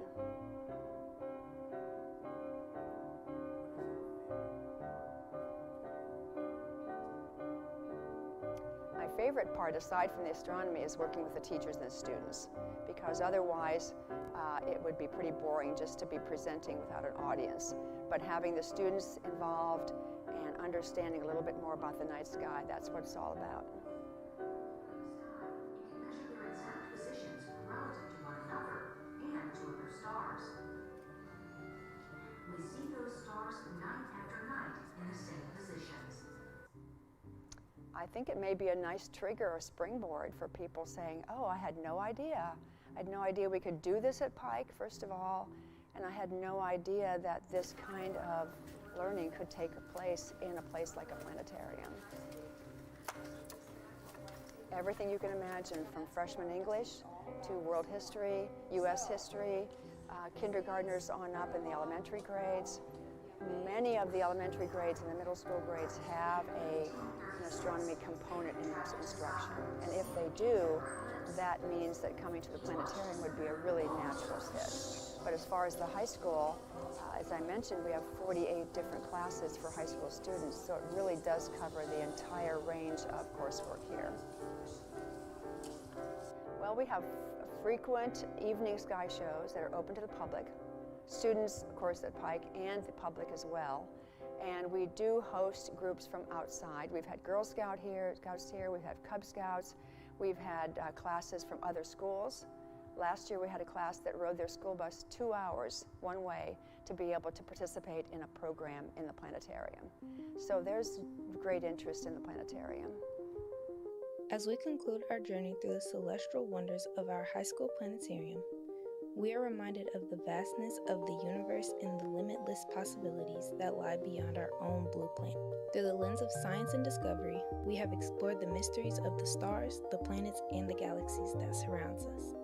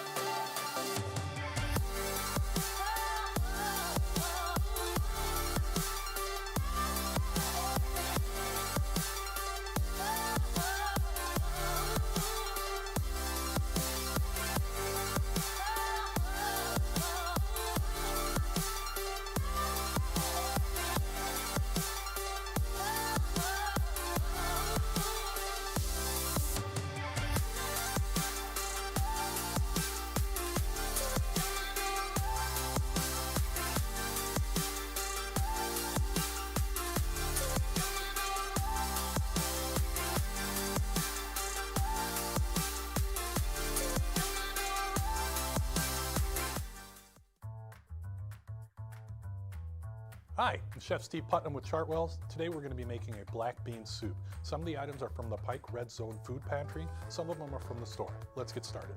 We're going to take one of our cans. We're going to rinse them thoroughly. Now we're going to open up the other can of black beans. We're going to leave the juice on there and pour it into a bowl. We're going to gently smash that down with a fork. Okay, now we're going to dice this onion. We're going to get one garlic clove.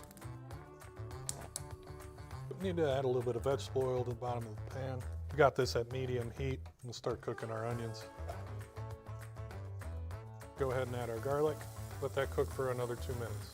Okay, now we need to add our vegetable stock, our diced tomato, our diced green chili. We're going to add our crushed black beans and our rinsed black beans.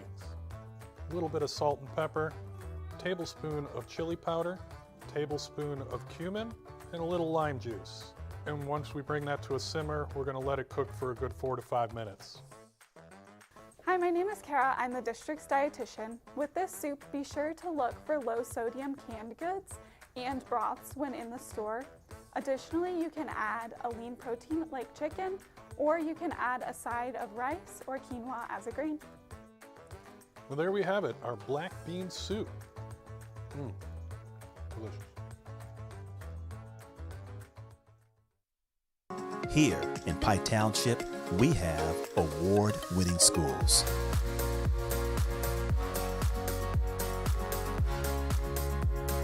Award-winning educators. Amazing facilities.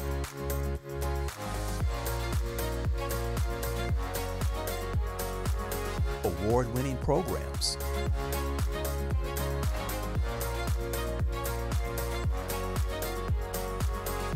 High-achieving scholars. Award-winning alumni.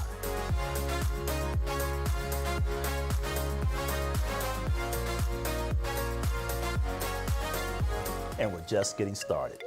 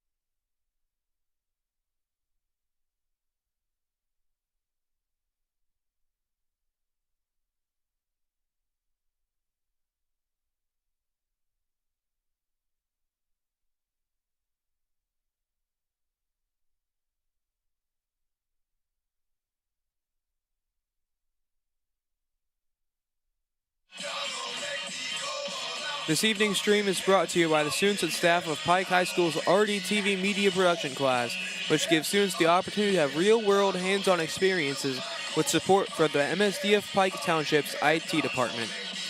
Welcome back to the second half of action between Zionsville and Pike High School. Here on the campus of Pike High School, it's 24-0 the score as we begin the second half. Pike leading. To get you caught up on some other action across the Metropolitan Conference, number 4 Cathedral currently leads conference rival Ben Davis 24-0. They just came at halftime. And then the battle for the Lawrence Township currently at halftime. Lawrence North leads Lawrence Central 26-14. Meanwhile, right here we got a bit of an upset. Zionsville was ranked in the top 25 entering the season. Currently down 24-0 to these Pike Red Devils. They'll get the ball first to start this second half, however. We will back up 5 yards and kick from the 35. After we re-kick off the second half from 5 yards further. Zachary Trent has yet to put together a sustaining drive for the Zionsville Eagles. They had one great opportunity, but then Trent threw an interception down around Pike's 10-yard line, rather. He's been able to get picked off twice today, and those have really been drive killers for the Eagles. Meanwhile, Pike, the main struggle for them so far has been the penalties. They've committed several holding calls, false starts, and even unsportsmanlike conduct that Coach Brevard will want to get cleaned up as Zionsville finds an opening across midfield. I believe that was Nolan teasing on the return. Past midfield. Nolan Tyson on the return. It is. Tackle by number 9, James Garland. And Zionsville will be set up great for Zachary Trent and Eugene Hilton, hoping to get some more action here in the second half. 46-yard line.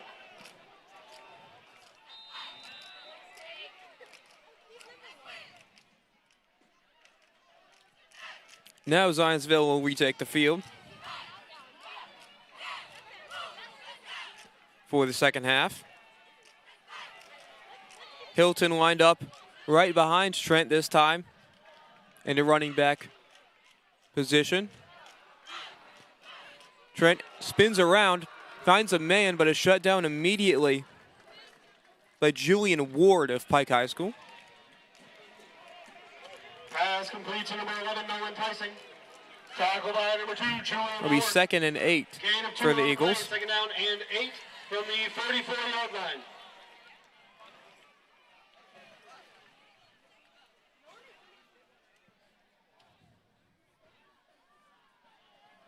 Micah Morris out to the bottom of your screen.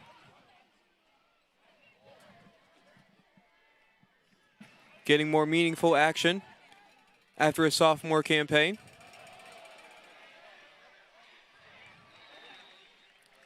Run to the right side for the Eagles. That was Zaid Bankert. Zaid Bankert on the carry. He's been the primary Tyrese Elliott running back for the Eagles today. brings up 3rd down and 2. Wasn't listed at the top of the depth chart, but he was getting some good reps here today as just a sophomore.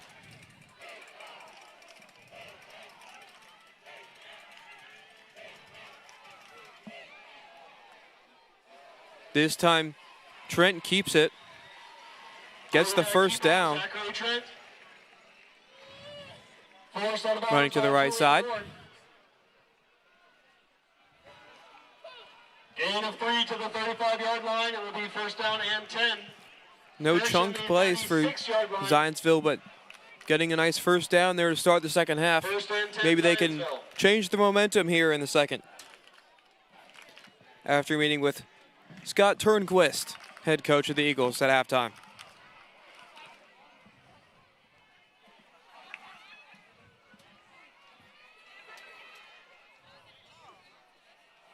Handoff once again. It's Bankert powering forward, trying to push through the defensive line. Gets about half the yards for the first. Brought down by 44, Zion Backman, and 33, Ife Adiola.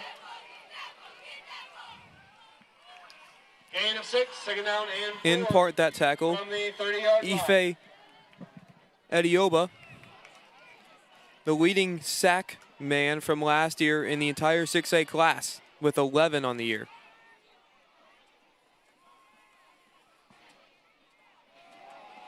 Once again, a handoff to Bankert. That one's going nowhere. Bankert on the carry. Caught in the backfield by number Marcus 33, Booker on the tackle.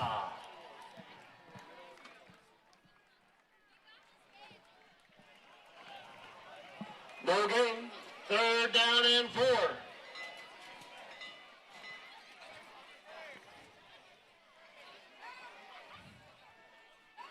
Another third down for the Eagles.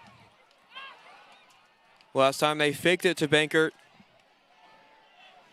And Trent took it himself. That was for two yards. They're going to need more this time.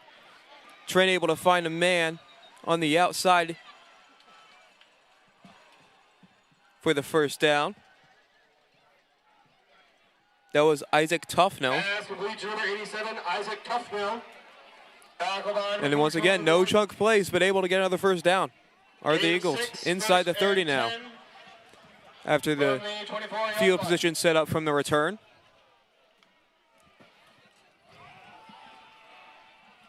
That return by Nolan Teesing. Bankert once again with it. Zayd Bankert on the carry. Tackle by number 48, Luke. And Zionsville's found some momentum now in the second half with Zayd Bankert coming out of the backfield. Sophomore showing while he belonged on the varsity roster here in the second half.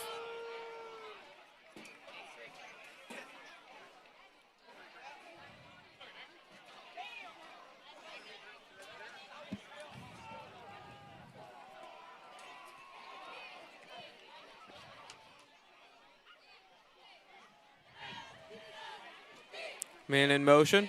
It's Teesing.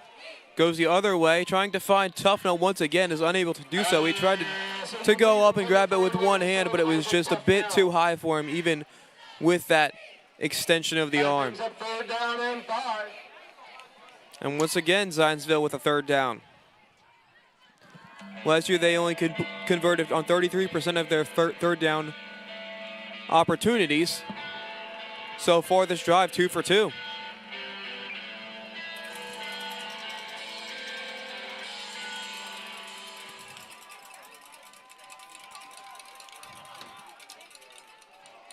Quarterback keeper breaks a tackle, breaks a couple tackles. He's right at the line to gain.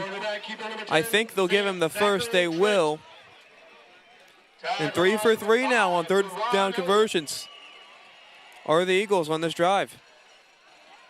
2 of them quarterback keepers. Some great running from Zachary Trent there, avoiding the tackles and breaking them.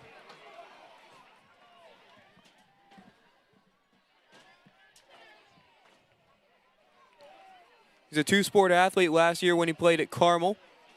Also played baseball, using some of that athleticism on those QB runs. An open man in the end zone. It's Eugene Hilton. You can't leave him that wide open. And that is a touchdown for the Eagles. And they are on the board. 13-yard pass. Trent to number 2, Eugene Hilton. Wonder what happened on the defensive alignment there. Eugene Hilton all by himself in that front corner of the end zone.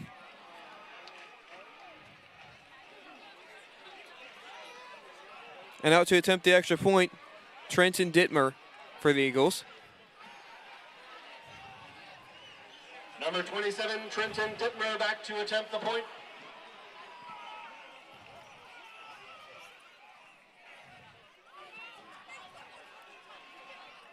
The hold is down, and the kick is good.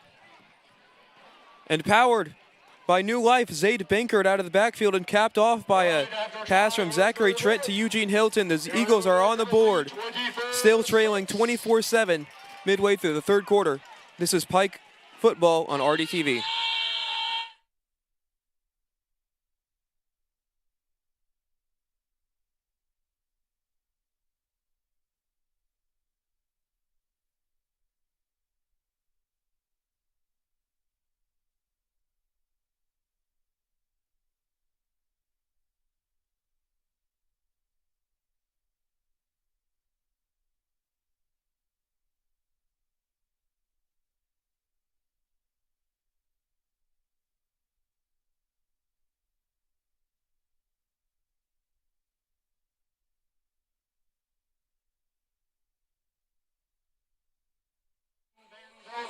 to kick.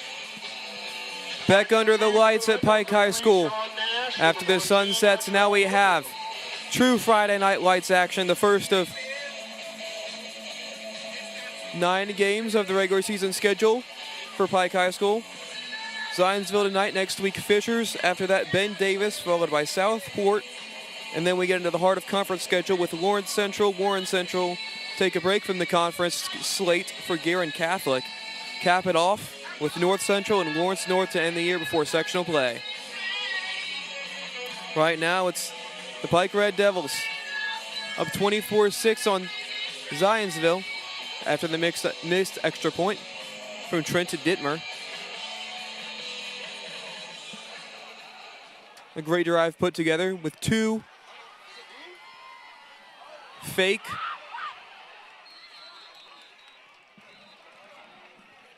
runs from the Eagles. Quarterback keepers converted for first downs. 3 for 3 on third down conversions that drive. A muffed kickoff there, but Pike able to get back on top of it. First down and 10 Red Devils from their own 23-yard line.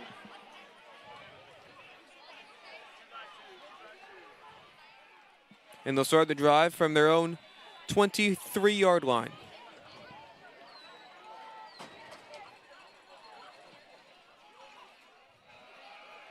Fake the handoff, pass out, finding a hole. Pass complete to number 87, Pierce Collins. Is Pierce Collins of the Red Devils. Tackle by number 43, Alex Moore. Pierce Collins has been able to get into the receiving column quite a bit today, joining Sean Nash. Sean Nash, the only major returner, the only person who had more than 2 receptions that's returning from last year to the Red Devils receiver room. As Chase Shern gets the handoff and is driven back by the Eagles. Tackle by number 40, Dennis Eliezer.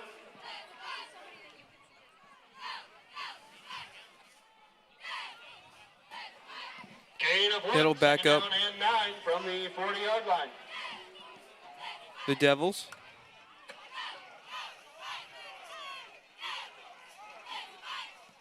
As you see a look at the backfield of this Red Devil lineup. Pass complete to Sean Nash on the outside. Pass complete to Breaks a tackle before being driven down by Finnessy. Gain of 10, Red Devil first down. And we have an injury on the field. We'll take a quick break for it and be back right around the 50-yard line.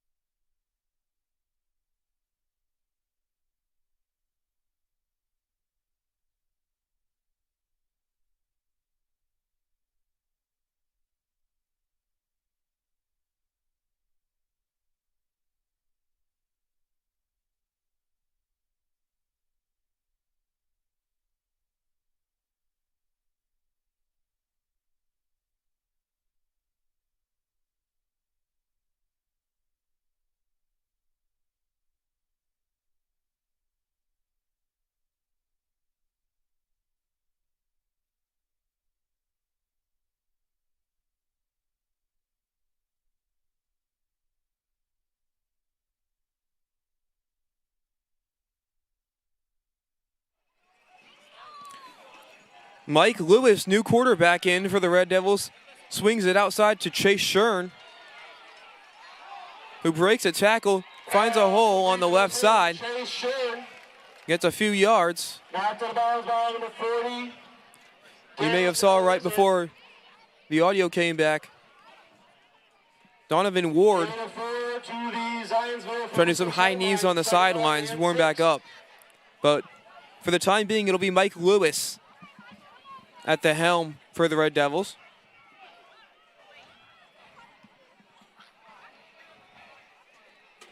Lewis taking his first reps at the quarterback position of his high school career. Counter run. To Shern. And you expect with Tennessee. Mike Lewis in as the backup. Gain They'll of be 3. going to Brings up Shern more third and down more, 3 from the 43. especially if it keeps working how it has. Now 3rd and 3. 3.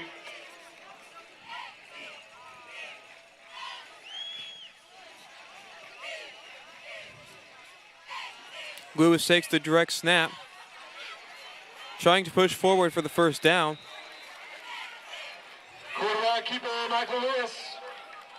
Tackle by number 40, Dennis Eleazar and others. He gets the first down First down. on the keeper.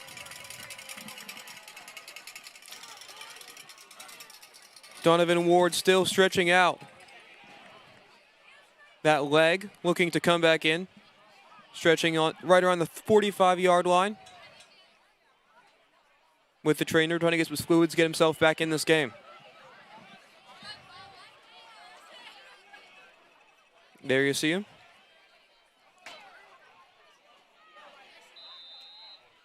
Flag on the play. Dead ball. Delay of game. Offense. It's a delay of game. 5-yard penalty. Backs the Red Devils up 5 yards. You have to wonder if the new quarterback system may have influenced that. Again, Mike Lewis just taking his first reps at the quarterback position at the high school level right now. First and 15 from the 44-yard line. It looks like Ward will be okay, but regardless, it would be a huge detriment to this football team if he was unable to come back, especially having had injuries to both quarterback and running back last season. Tyler Weissman. Gain of 1, 2nd and 14 from the 43-yard line.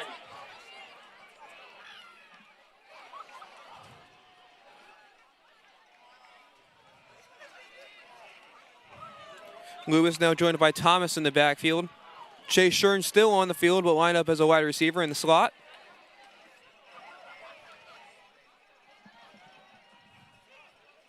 Sean Nash at the bottom of your screen. Looking to throw here is Lewis. Trying to find a man over the middle of the field. Almost picked off. The Eagle got a hand on it. That was number 33, Chase Wilson, getting a hand on it. On the pass defense.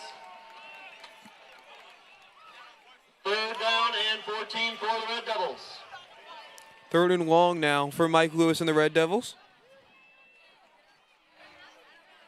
And Ward back into the game now. That's a pleasant sight for Red Devil fans. Still joined by Thomas in the backfield. Shern out in the slot. A screen pass Donovan Ward pass complete to number 14. to Latrell Morton. There was a penalty on the play. Not good enough for a first, but there's a penalty. We'll see what that brings up.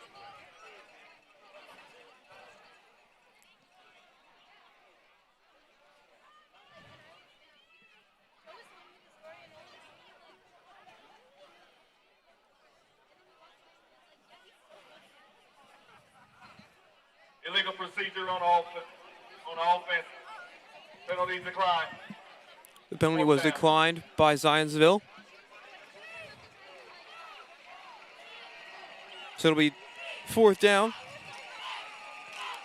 And Pike will bring the punt team on, led by number 81, Brendan Beckwith.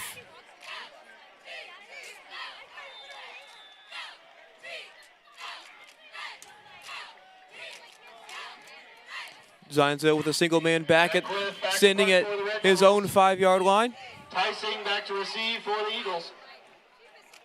The punt is off. And it will bounce right around the 25-yard line before being down by Beckwith's kick down by number 40, Willie Chapman. And Zionsville will have another chance at it as this 3rd quarter 15 yards on the punt. heads towards a close. Trying to build off that momentum from the last drive. First and 10. where they were able to score for the their first time. 26-yard line.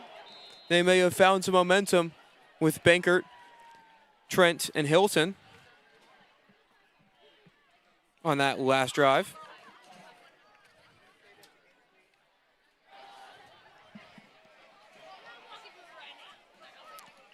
Trent in the shotgun. No receivers outside. They'll run it with Eugene Hilton once again. We've seen them run that play on the opposite end of the field to start a possession before today. That outside run to Eugene. Once again, successful getting a few yards on the play. Gain of 8 to the 34-yard line, where it will be second down and 2. Injury And Bankert on the field. is now down. That's not something you ever want to see as someone as young as a sophomore is really just starting his high school career down on the field. We'll take a quick break and come back.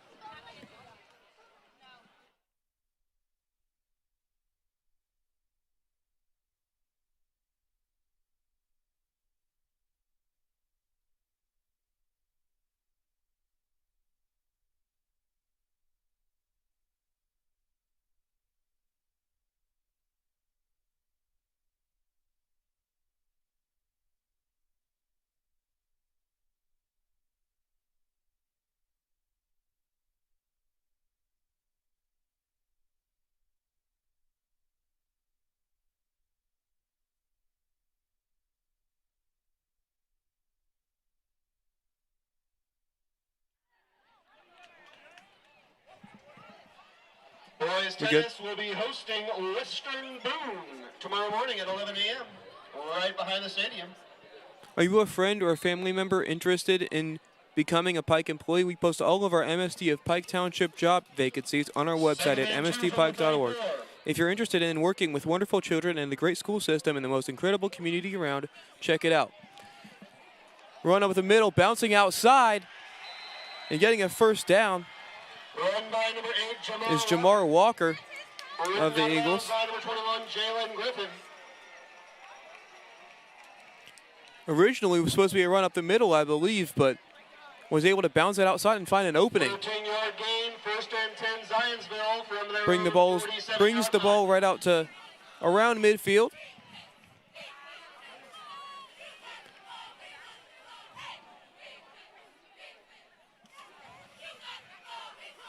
And with Bankert on the bench, you would expect to see a lot more of Jamar Walker. There he is with it again. Finds his way to the outside and is pushed out of bounds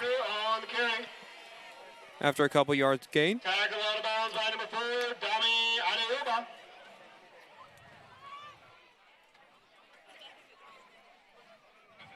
Gain of 2, second down and 8 from the 49-yard line.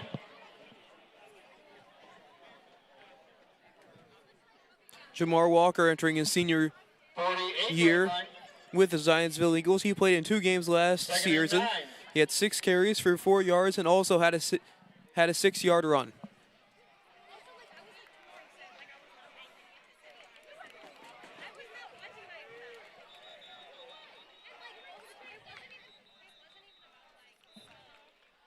With a stoppage of play, and it's a timeout by Zionsville.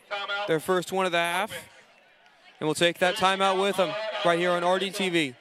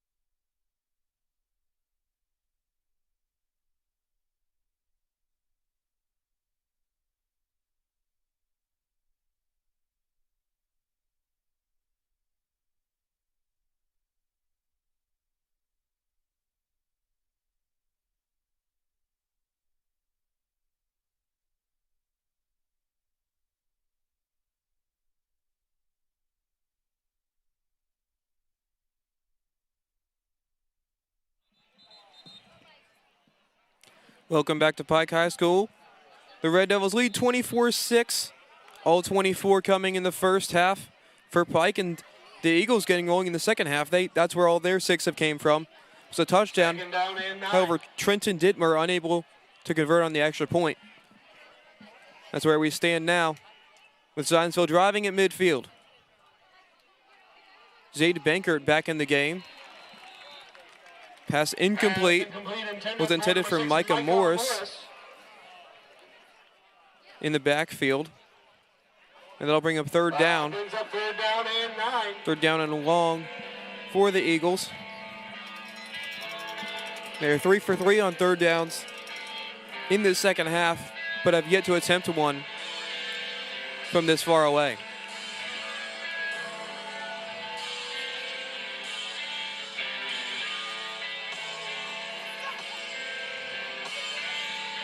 Zade Bankert, as I mentioned, back in the backfield after sustaining that injury during this drive. Trent to throw, has a man. He's just a yard shy of the first down marker, however. It's Eugene Hilton. Short of the first down. He looks like he might be cramping up just a tad. He'll stay on the field for the time being. Gain of 8, it will be 4th down and 1. Potentially just stretching out that leg.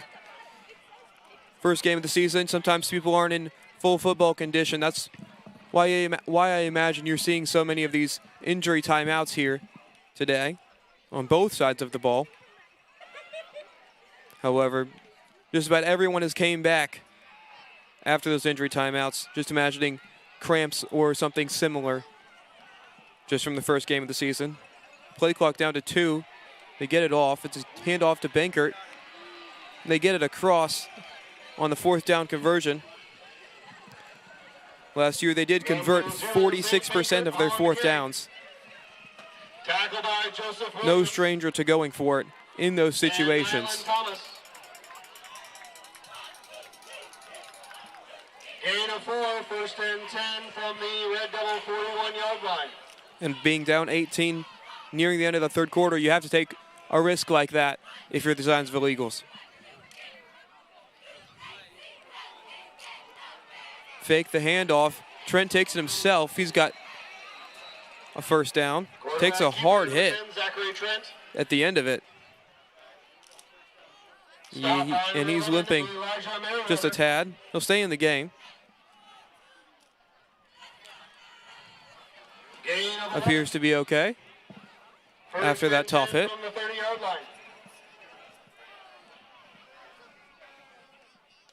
Zionsville's really enjoyed having the ability to run with Zachary Trent here in the second half. He's been able to take off on a few opportunities where he fakes it to either Walker or Bankert and then takes it himself.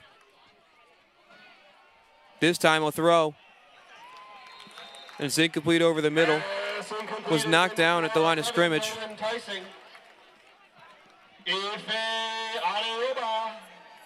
Broke it up. Ife Adeyuba, the one that was able to get a paw up on the ball.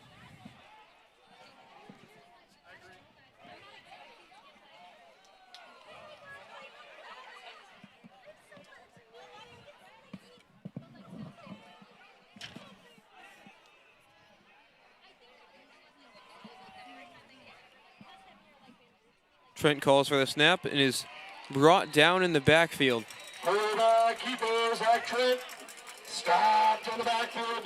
Pike started to be able to sniff that quarterback keeper out at this point. And that brings up 3rd and long for the Eagles. I said it earlier this drive, but it's happening again. They keep converting these 3rd downs, but they got longer every time. It was 3rd and 2 at first, and then it was 3rd and 3, and they converted a 3rd and 5, I believe, and then a 3rd and 9. Now they've got 3rd and 13, their toughest one yet. Trent to throw. Looking on the right side of the field, and a flag is thrown. 2 flags thrown, one near the area of the receiver. The second one after the play near the line of scrimmage.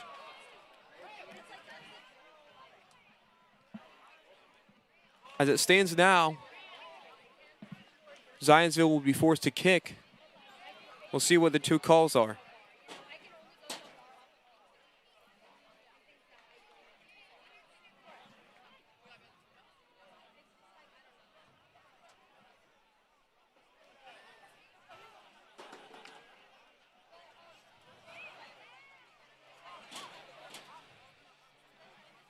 The officials will conversate before making the call. Pass interference, defense. Hold, offense. Those penalties, offset. Replay third down. We have offsetting penalties. The pass interference was the flag by the receiver, and then it looked like a late flag after the play, but it was holding coming as the offense. So we'll replay the long third down and 13.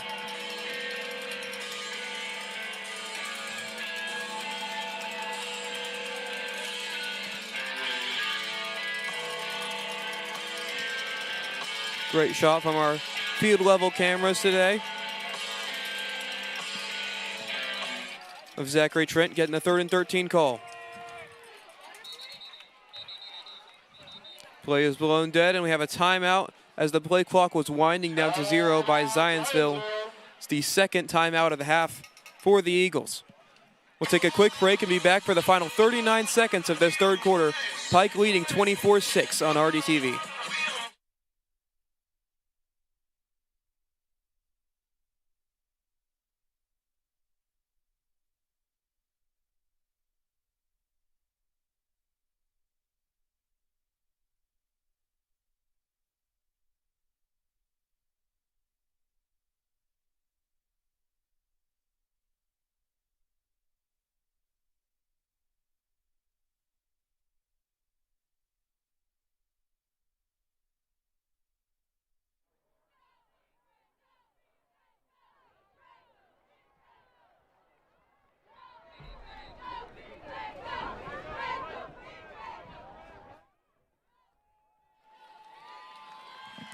Welcome back for the final 39 seconds of this 3rd quarter. Zionsville facing a lengthy 3rd and 13 for the 2nd time after offsetting penalties. Pass interference and holding were the two calls that will make this down be replayed. Trent gets it.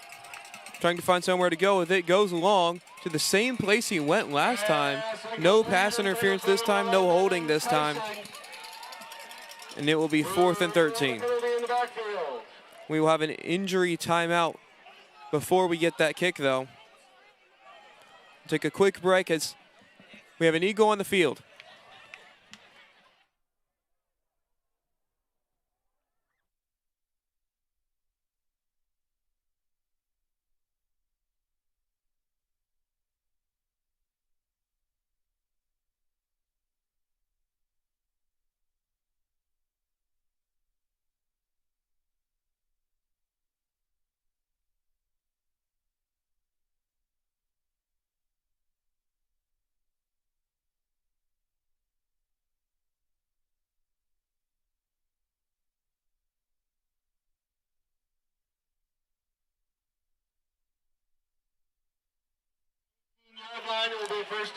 Back here at Pike High School, the ruling after the play, after we went to break rather, roughing the passer coming against the defense. So Zionsville will retain possession with a fresh set of downs. It'll be 1st and 10 on the 18-yard line. Zachary Trent went down after the play. That was who was on the field with the injury timeout. Tackle by number 5 to 1, Elliott, number 11, Elijah Merriweather. Backup quarterback Brody Kledzik came in for that play. 2nd down and 7. With Zachary Trent having to head to the bench with that injury, but now Trent back into the game. We'll see if they get one more play off before this 3rd quarter comes to a close. They do. Trent trying to find Eugene Hilton in the back of the end zone, cannot do so. It'll be incomplete. And that is how the 3rd quarter will end. Zionsville getting back on the board this time, but Pike still with a sizable lead, 24-6 here on RDTV at the end of the 3rd quarter.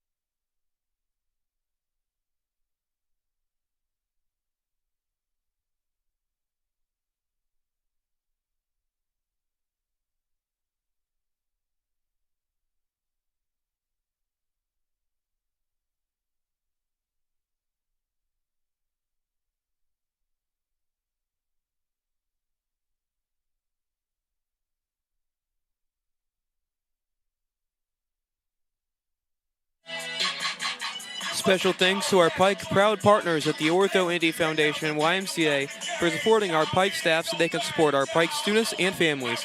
In addition to offering all MSC of Pike Township staff a 15% discount on YMCA membership, this year, the YMCA offered our teachers and staff of a free 3 to 6 month membership and provided our district teacher of the year a complimentary 1-year membership. Thanks to the YMCA for the ongoing efforts to help us prioritize the health and well-being of our students and staff. Also an update from scores around the conference. Cathedral still leads Ben Davis 24-0 late in the third quarter. Lawrence North has extended their lead on Lawrence Central as well, 33-14. Back here, Zionsville driving to start the fourth quarter. Trent looking to the end zone. Cannot convert to Eugene Hilton. The press was broken up by Eli Mayweather. Got his hand up there, was able to deflect that one, so the Hilton had no chance at it. That'll bring up fourth down and decision time for Coach Scott Turnquist. His squad down 18 in the fourth quarter now. It appears they'll keep the offense on the field with Trent Fourth down and 7 and Bankert in the backfield. from the 15-yard line. 4 seconds on the play clock to get it off. Trent looking to throw. They find Hilton short.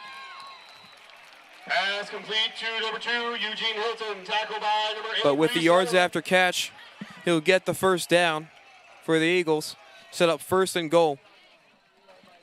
First and goal, Zionsville from the 3-yard line. Start the play clock.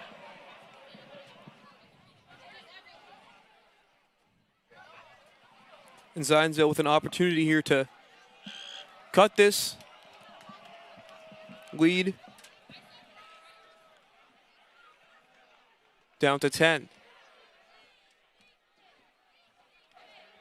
Trent gets the ball, takes it himself, untouched for the touchdown. 3-yard touchdown. Zachary Trent getting to the end zone with a rushing touchdown. Now both quarterbacks of these two squads have rushing touchdowns to start the year.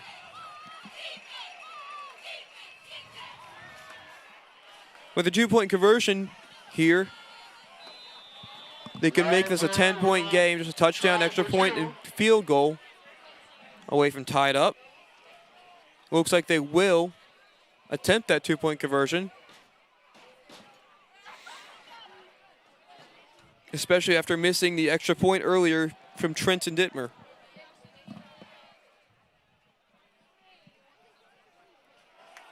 Trent trying to find an open man, escapes a tackle, takes it himself, and he's in for the 2-point conversion.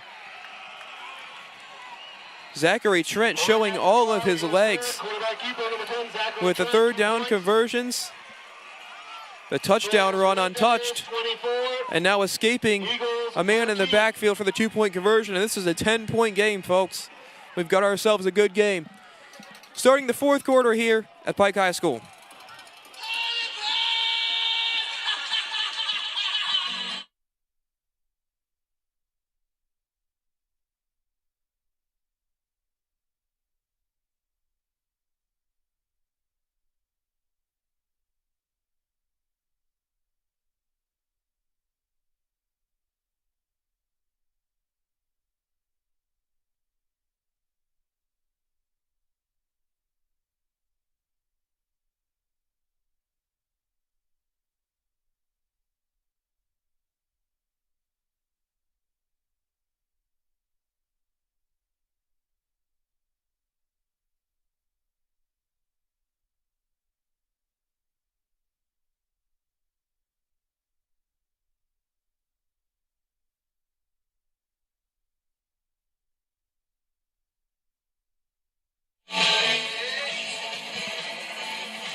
To start the fourth quarter, we started at 24-6, but with a quick touchdown and 2-point conversion, both with the legs of Zachary Trent, it's a 10-point game.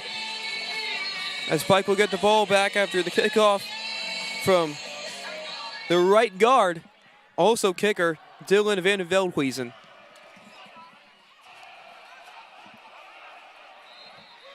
He gets it inside the 20-yard line. He's a big guy Good kick covered by number 24, Christian at the right Miles. guard position, but he could sure kick it too.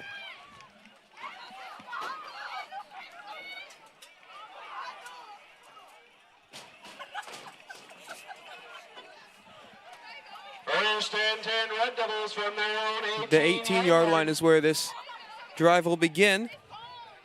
Really, the two differences in the second half for Zionsville have been the legs of Zachary Trent getting out there, and then also the speedy sophomore, Zayd Bankert, being subbed into the game. He's really made an impact in the second half. Pike has yet to score in the second half. They'll look to respond here. After being shaken up for a moment, Donovan Ward back in. Chase Shern there with it. Gets a few yards. No gain, second down and 10 from the 18-yard line.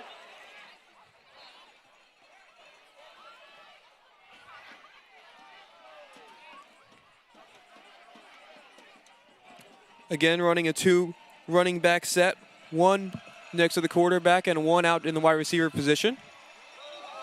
Snap over the head. The officials will blow the play dead.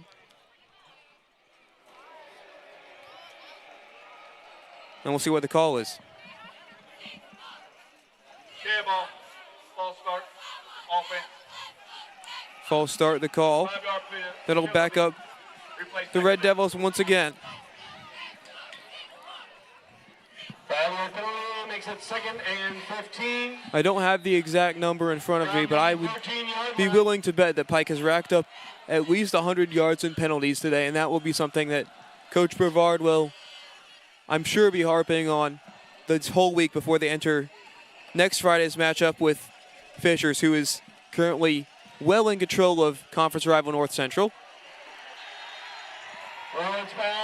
Ward tried to find a man downfield. It was Latrell Morton streaking down the field, but the pass was just a bit too far for Morton to corral it in.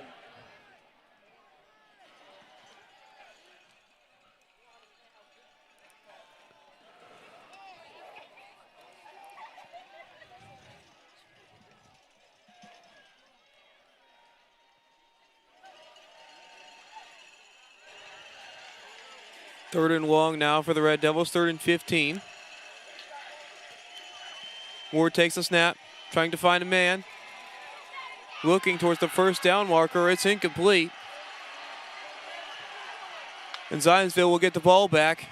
You see their student section and their bench ecstatic for the opportunity to cut this to a one-possession game after the inconversion on 3rd down.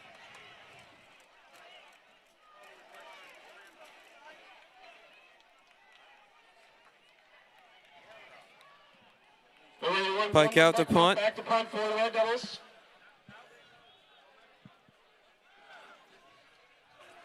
Number 11, Nolan Tyson, only at the 40-yard line for Zionsville.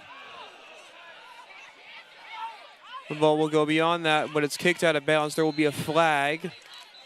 Punt is out of bounds. There's a penalty on the play. We'll see where they spot it.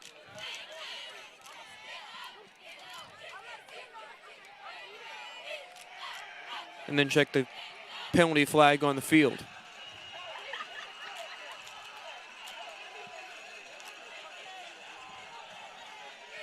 Something to keep in mind with the Zionsville's play clock mismanagement. They've had to spend 2 timeouts on that already, leaving just 1 timeout for the final 10-13 of this 4th quarter. If they were able to mount a comeback, they would not be able to stop the clock very much on that final drive or two.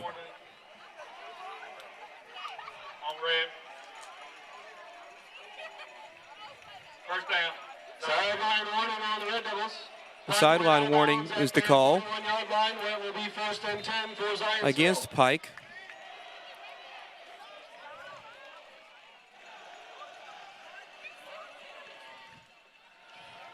And the ball was spotted right around the 41-yard line. That is where Zachary Trent will start for the Eagles. Handoff to Bankert. Tries to find the edge. Tackle by number 5 to Ron Elliott. Gets a few yards, and the clock will run. Gain of 2, second down and 8 on the 39-yard line.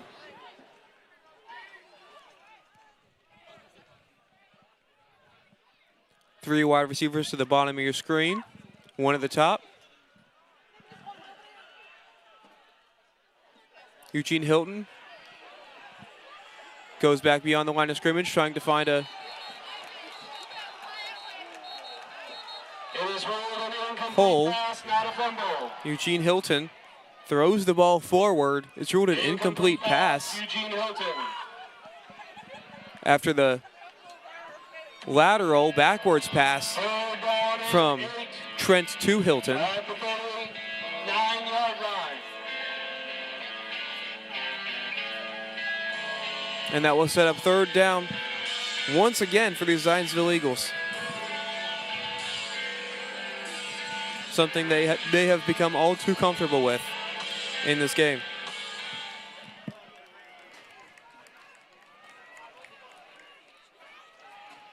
Trent goes back. Finds a man right by the sideline. They call it incomplete. He was out of bounds. 87, Isaac Tufnell. And that will bring up fourth down. And you would imagine Coach Scott Turnquist would go for it here. With under 10 minutes left to go on the clock, he appears to be keeping the offense on the field. This is the moment of the game for the Zionsville Eagles. The crowd here at Pike rising to the occasion, knowing that this could be it. 5 seconds left in the play clock once again. They've got to have to take their final timeout, accept a delay of game, or Ball, delay of game. it will be a delay of game. 5-yard penalty. And it'll be 4th and 13 now for the opportunity to keep this drive alive, and that will really make the decision interesting for Scott Turnquist if he thinks he can get 2 possessions with 9:28 left. He will keep the offense on the field even with the delay of game. It'll be 4th and 13. This could decide it.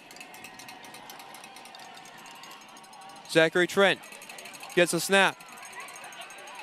Finds a hole, escaping the pocket, trying to find a man, finds a man in the midfield. That's a first down for the tight end, Isaac Tufnell. Pass is complete to number 87, Isaac Tufnell. Tackle by He's only got 2 receptions today, but one of them was on 3rd and long and this one on 4th and long. He's been the unsung hero now for the Eagles. 17-yard gain, 1st and 10. Making the plays happen when they need to be made, Isaac Tufnell. And keeping this drive alive and this game alive for the Zionsville Eagles. Trent gets it. Rolls around to his outside. An opportunity for the ball to be picked off by the safety, Eli Merriweather. Was unable to get 2 hands wrapped around the ball, though. On the 27-yard line. Just an incomplete pass. That'll bring up 2nd and 10 for the Eagles.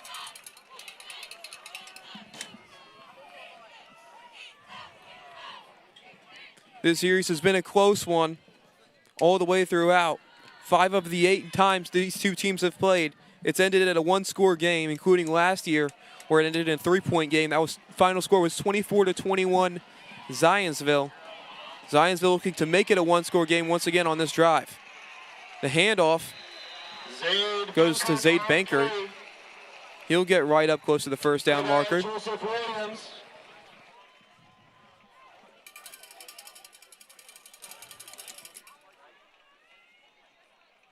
After a run up the middle. Just a yard shy. 18-yard line. It'll be 3rd down and that 1 yard. The clock still winding. Trent fakes the handoff. Tries to find Isaac Tufnell. Incomplete, however, and there's a penalty flag on the play. There is a penalty on the play.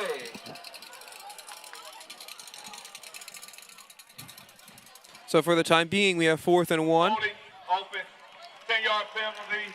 However, the holding flag will back it up. And anticipating that they would have gone for it on 4th and 1, Coach Brevard accepting the penalty, pushing it back to 3rd and 11. From the 28-yard line.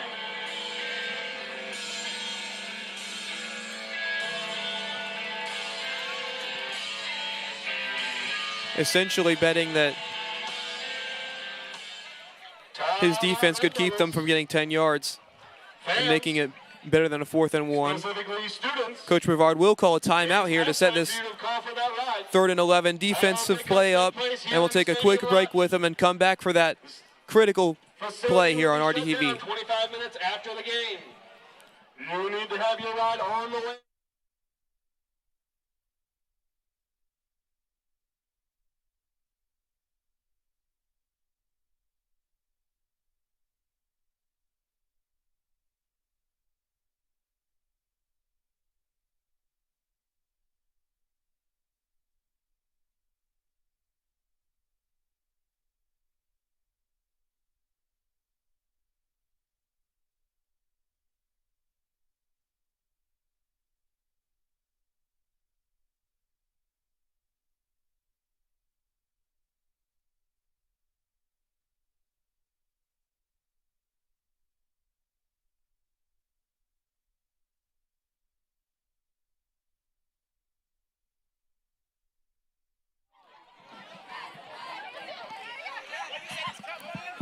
Back for this 3rd and 11 for the Zionsville Eagles, trying to keep this drive and this game alive. Down and 11 from the 28-yard line. Just over 8 minutes to go. Need to get 10 points on the board to extend it. Trent finds a man wide open on the left side of the field. It'll be a 1st down and more. Pass complete to number 11, Nolan Tyson. The pass was complete to Nolan Tyson. Last year, he was just a kick specialist. He had 2 kickoff returns when he played Pike last year, but boy, has he made an impact today from the wide receiver position. And no bigger time than that on 3rd and 11. Zionsville from the 12-yard line.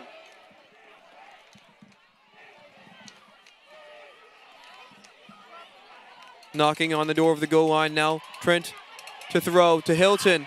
Climbs the ladder, comes down with it. I believe that's a touchdown, and it is. Eugene Hilton, 12 yards, touchdown, once again, Zionsville. able to find the end zone. And it is a 1-score game here at Pike High School. What a comeback from the Eagles it's been so far. Still down 4. Trenton Dittmer out for the point after to make it a field goal game. And now both sides with the sideline warning. Pike had one earlier today. Zionsville just receiving one now. So one more sideline warning for either team would be a 15-yard unsportsmanlike penalty. For now, though, Trenton Dittmer, he missed his first extra point. This one would make it a field goal game. The kick is up, and it's blocked by the Red Devils. And Dittmer unable to convert on these extra points. The score will stay 24-20 with 7:29 to go. Pike leading on RDTV.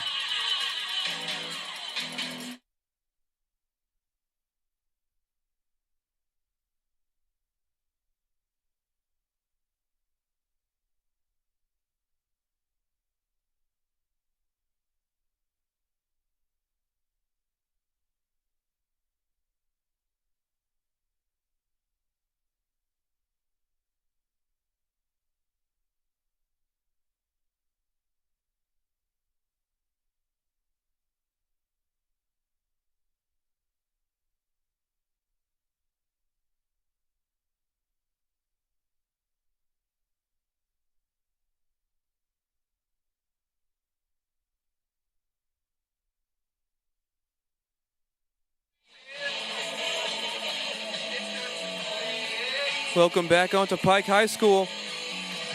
Dylan Van Veldhuizen out to kick off for Zionsville after a touchdown to make it a 4-point game here at Pike High School. Pike led 24-0 at the half.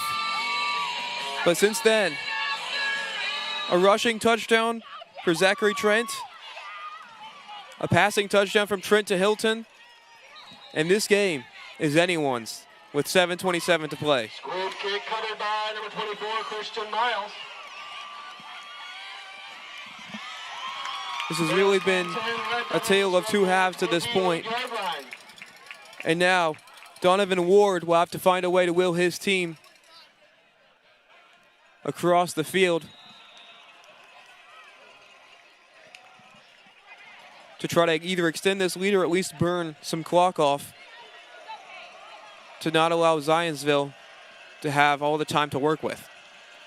Ward takes a snap, handoff. Will be stopped immediately by the Eagles. The man on the rush, Bobby Thomas.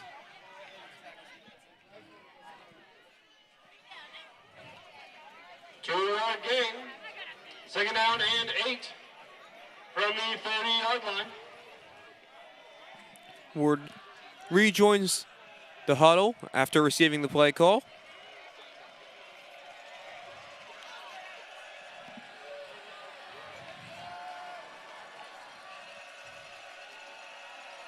Takes the snap. Shuren fakes the handoff. And the throw to the right side is incomplete. That'll bring up 3rd and 8, and this is a really quick drive for Pike. This is not what Coach Brevard had in mind, and the clock will stop now at 6:40.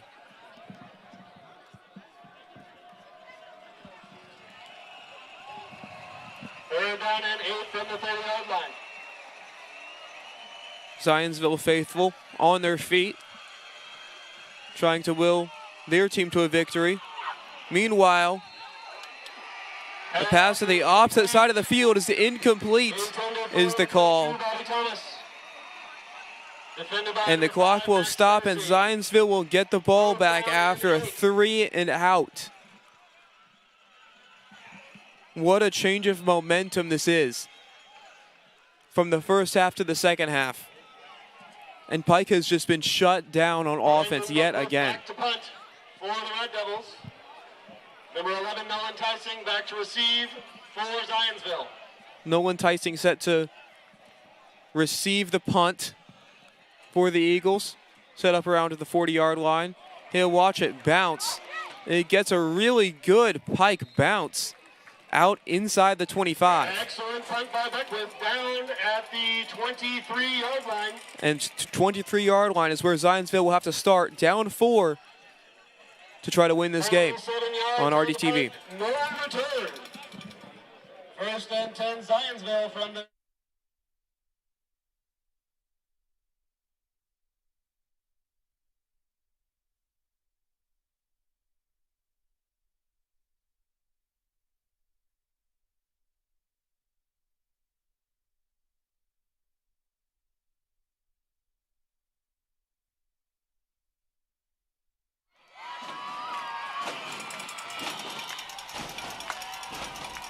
Pike on their feet now, trying to will their team to a victory.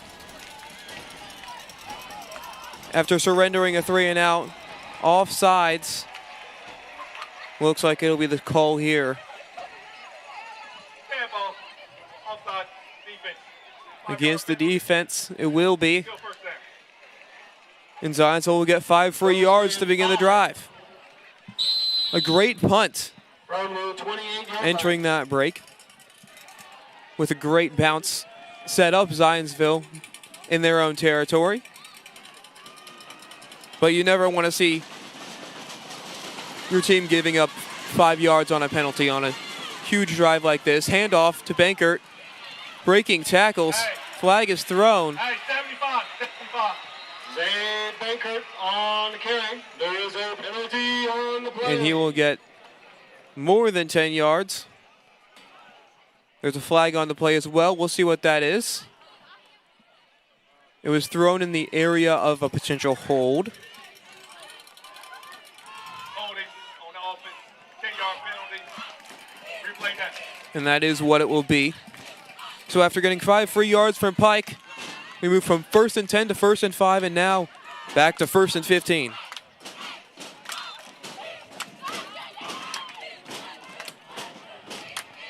A reminder to catch the game next week. Fishers will be playing against Pike. Fishers currently up on conference rival North Central 49-21.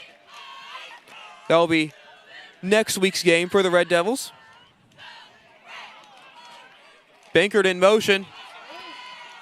Trent originally looked his way, looks the other way, finds a man with some blockers. He's got room to run now. Across the 50 is Micah Morris. And this Zionsville Eagles offense is absolutely rolling right now. Trent is back near the line of scrimmage talking to an official. He gave an exasperated motion, and everyone is walking back that way. And that run, catch and run from Micah Morris could easily be all for nothing after this call from the officials.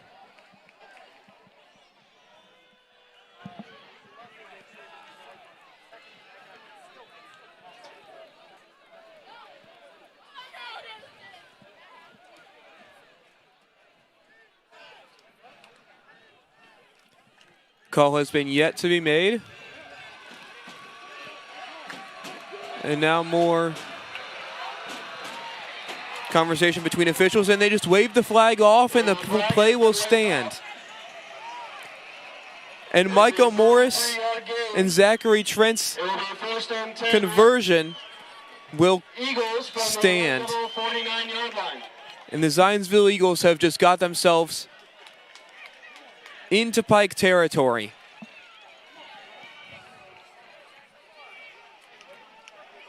After a 30-yard catch and run.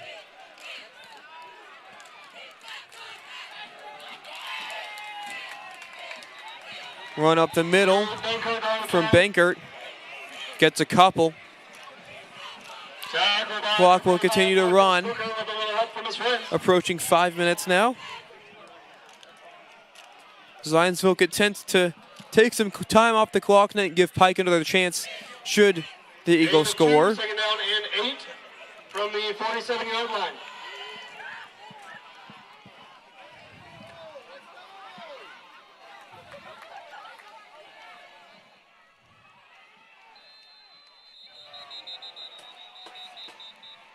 Flag on the play. Appears to be a false start against the offense.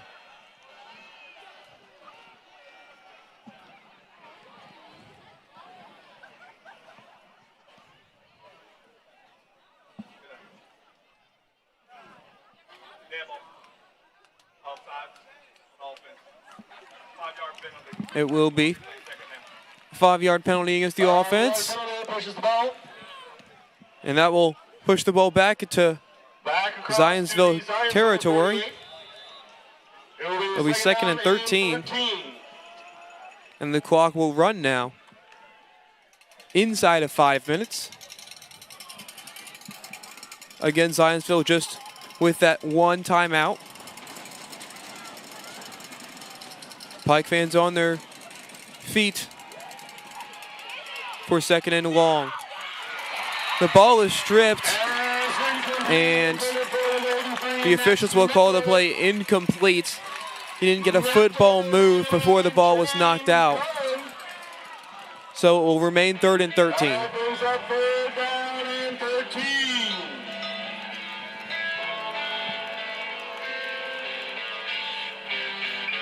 And now Pike once again with a golden opportunity on defense to put this game to a stop and end the Zionsville run. 3rd and 13 now for the Eagles. Man in motion is no enticing. 2 men in motion now. Flags fly. The throw was picked off. We will await the call.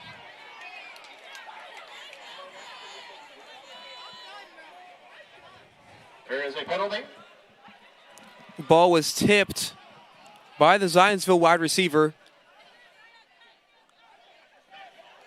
before the Red Devils were able to come up with it. And it appears as if the interception will stand. Pike will get the ball back up 4 with 4 minutes to play. On offense. Decline. First down. The flag was against the offense. Penalty declined, interception stands. Pike with the ball. Bring 'em out, bring 'em out, bring 'em out. Come on. Bring 'em out, bring 'em out. And a 4-point lead.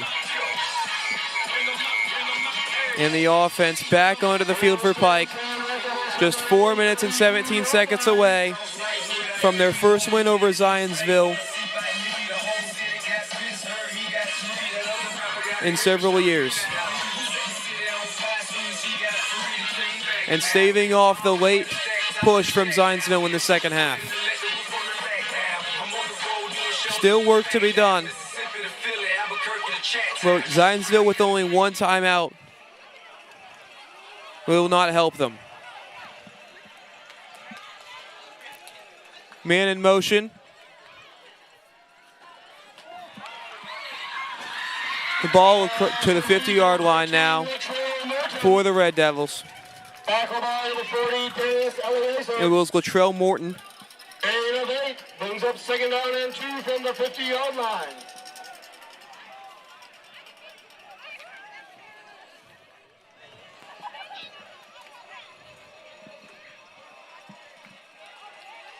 Ward once again with the snap, hands it off to Shern. Shern breaks a tackle Tackle by number 3, Hank Fennessy. before getting tackled down.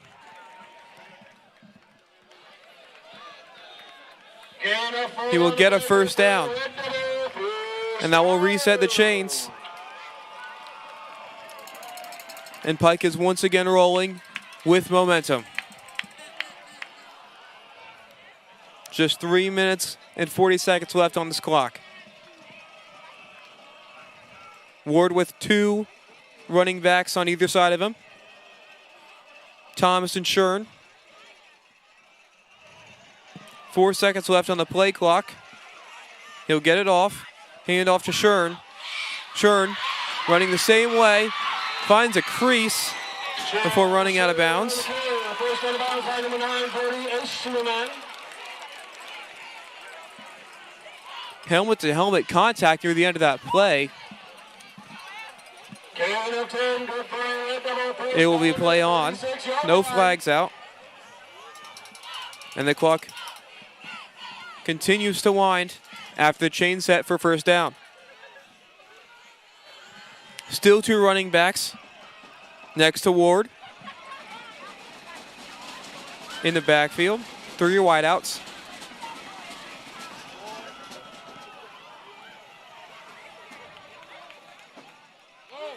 This time, Thomas will get it, but he isn't going anywhere.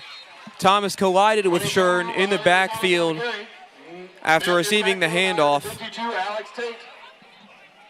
And that threw off his momentum before being driven back by the Eagles. No gain, second down and 10 from the 36-yard line.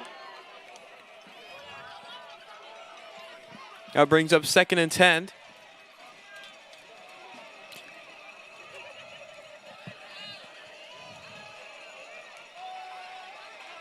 Ward now with just 1 man in the backfield with him. It's Shern.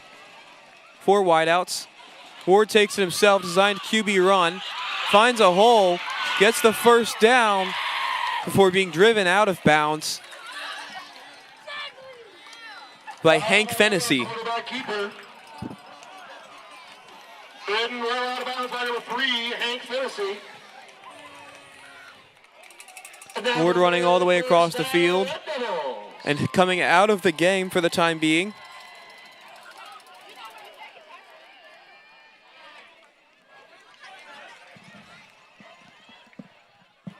Shern looks like he may take the snap here.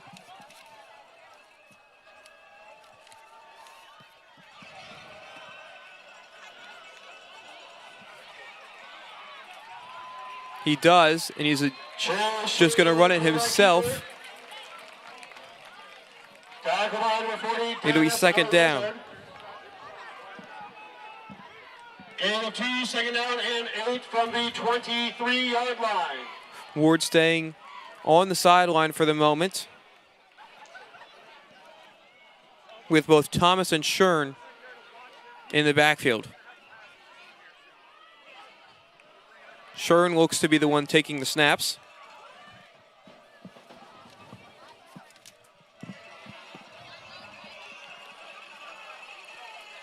Pike content to run this play clock out. Thomas finds a hole, finds the end zone, and that might do it. Touchdown, Red Devils. Thomas finds a crease through the offensive line. And that will extend it to a 2-possession game with under a minute and a half remaining.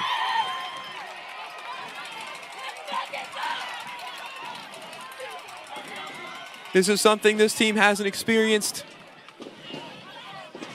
in several years. The opportunity to beat Zionsville in the opener. But it's all coming back again. The kick is good. The lead is 31-20. And Pike is well on their way to a victory in the season opener.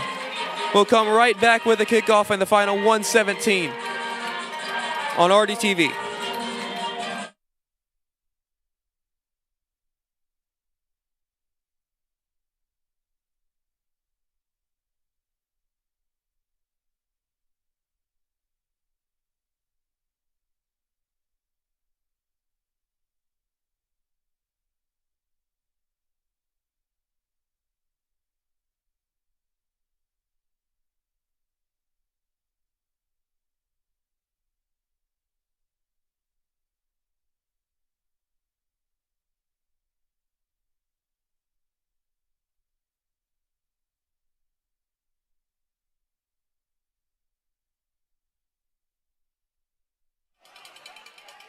Logan Young set to kick off for the Red Devils, leading 31-20 with 1:17 to play.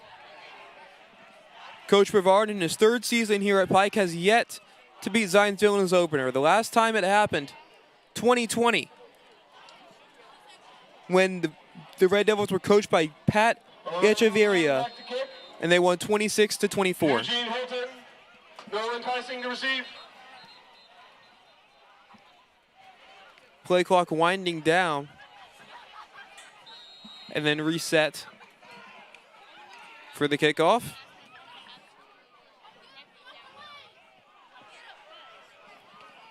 The two running back combo of Chase Shern and Bobby Thomas lining up next to Ward for most of that last possession, and then later, just the two of them with Bobby Thomas taking it into the end zone. Provided everything that Pike needed to settle this game. Flags fly on the field. The officials separate the two sides. There is a penalty on the play. We will await the call from the officials.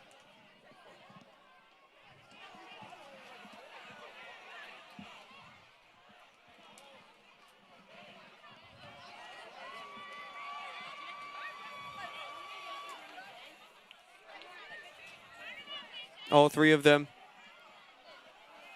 conversing.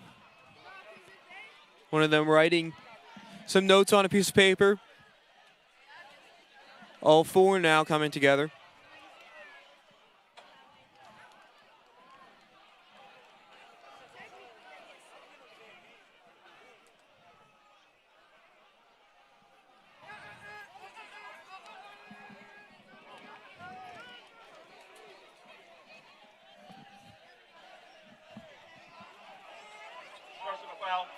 Unsportsmanlike conduct, red. Personal foul. Unsportsmanlike conduct. On white. These penalties offset. White ball. And offsetting unsportsmanlike conduct, the penalty is the call. The second time that's happened today. We've now had 5 unsportsmanlike calls. 3 against Pike, 2 against Zionsville throughout the game. Zionsville with one fleeting hope. Now handing off the ball.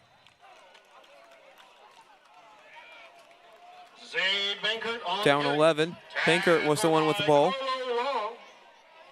Clock winds under a minute now.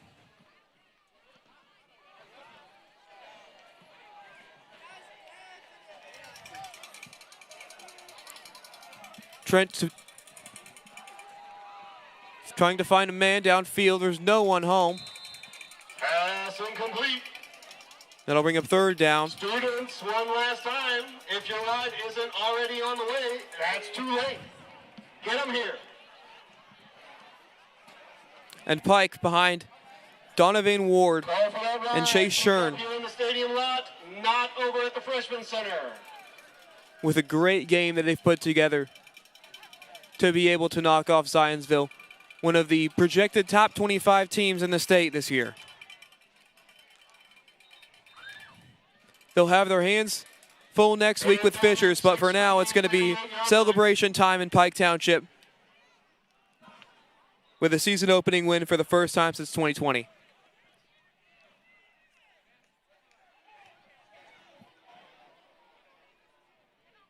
And the first time under head coach Mike Brevard.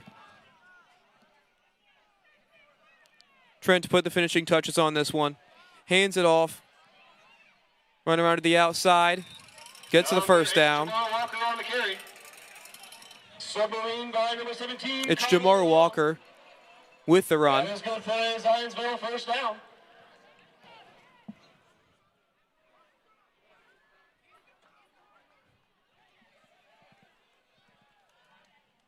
The clock will run. And it will run out on the Zionsville Eagles. And now the fans of Pike Township can celebrate this victory. The bench knows it. Run up the middle. Will be stuffed by the Red Devils. And that'll do it, folks. 31-20. The final. As the bench gathers around midfield.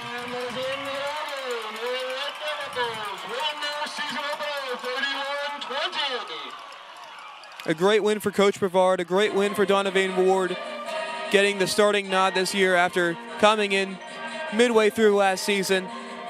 And great to see Chase Shern back on the field after getting injured and not being able to play the second half of last season. The superintendent of the Metropolitan School District of Pike Township is Dr. Larry Young. Pike High School principal is Mr. Jeremy Wally. Athletic directors are Dave Paddock and Kendra Champion McAloon. Chief Technology Officer is Chad Heck. Coordinating producers are Mrs. Tamby Fly McCall and Naeli Castro. The director has been Dan Bordenkecker. The technical manager is Kyle Bredenhoff. The graphics operators have been Jemiah Scott and Todd Riker. Tonight's camera operators have been Tayon Johnson, Ricky Birdsong, Azriel Burney, Taylor Grady, and Khalees Hurd. Tonight's final score is Zionsville 20 and Pike 31. Tonight's live stream is brought to you by Pike High School students with support of the Pike Township Technology Department. For everybody on the broadcast, I'm Daniel Miller, and we thank you so much for watching tonight's game featuring Pike High School. Presented by the students of RDTV and the Pike Media Team. Good night from Pike High School.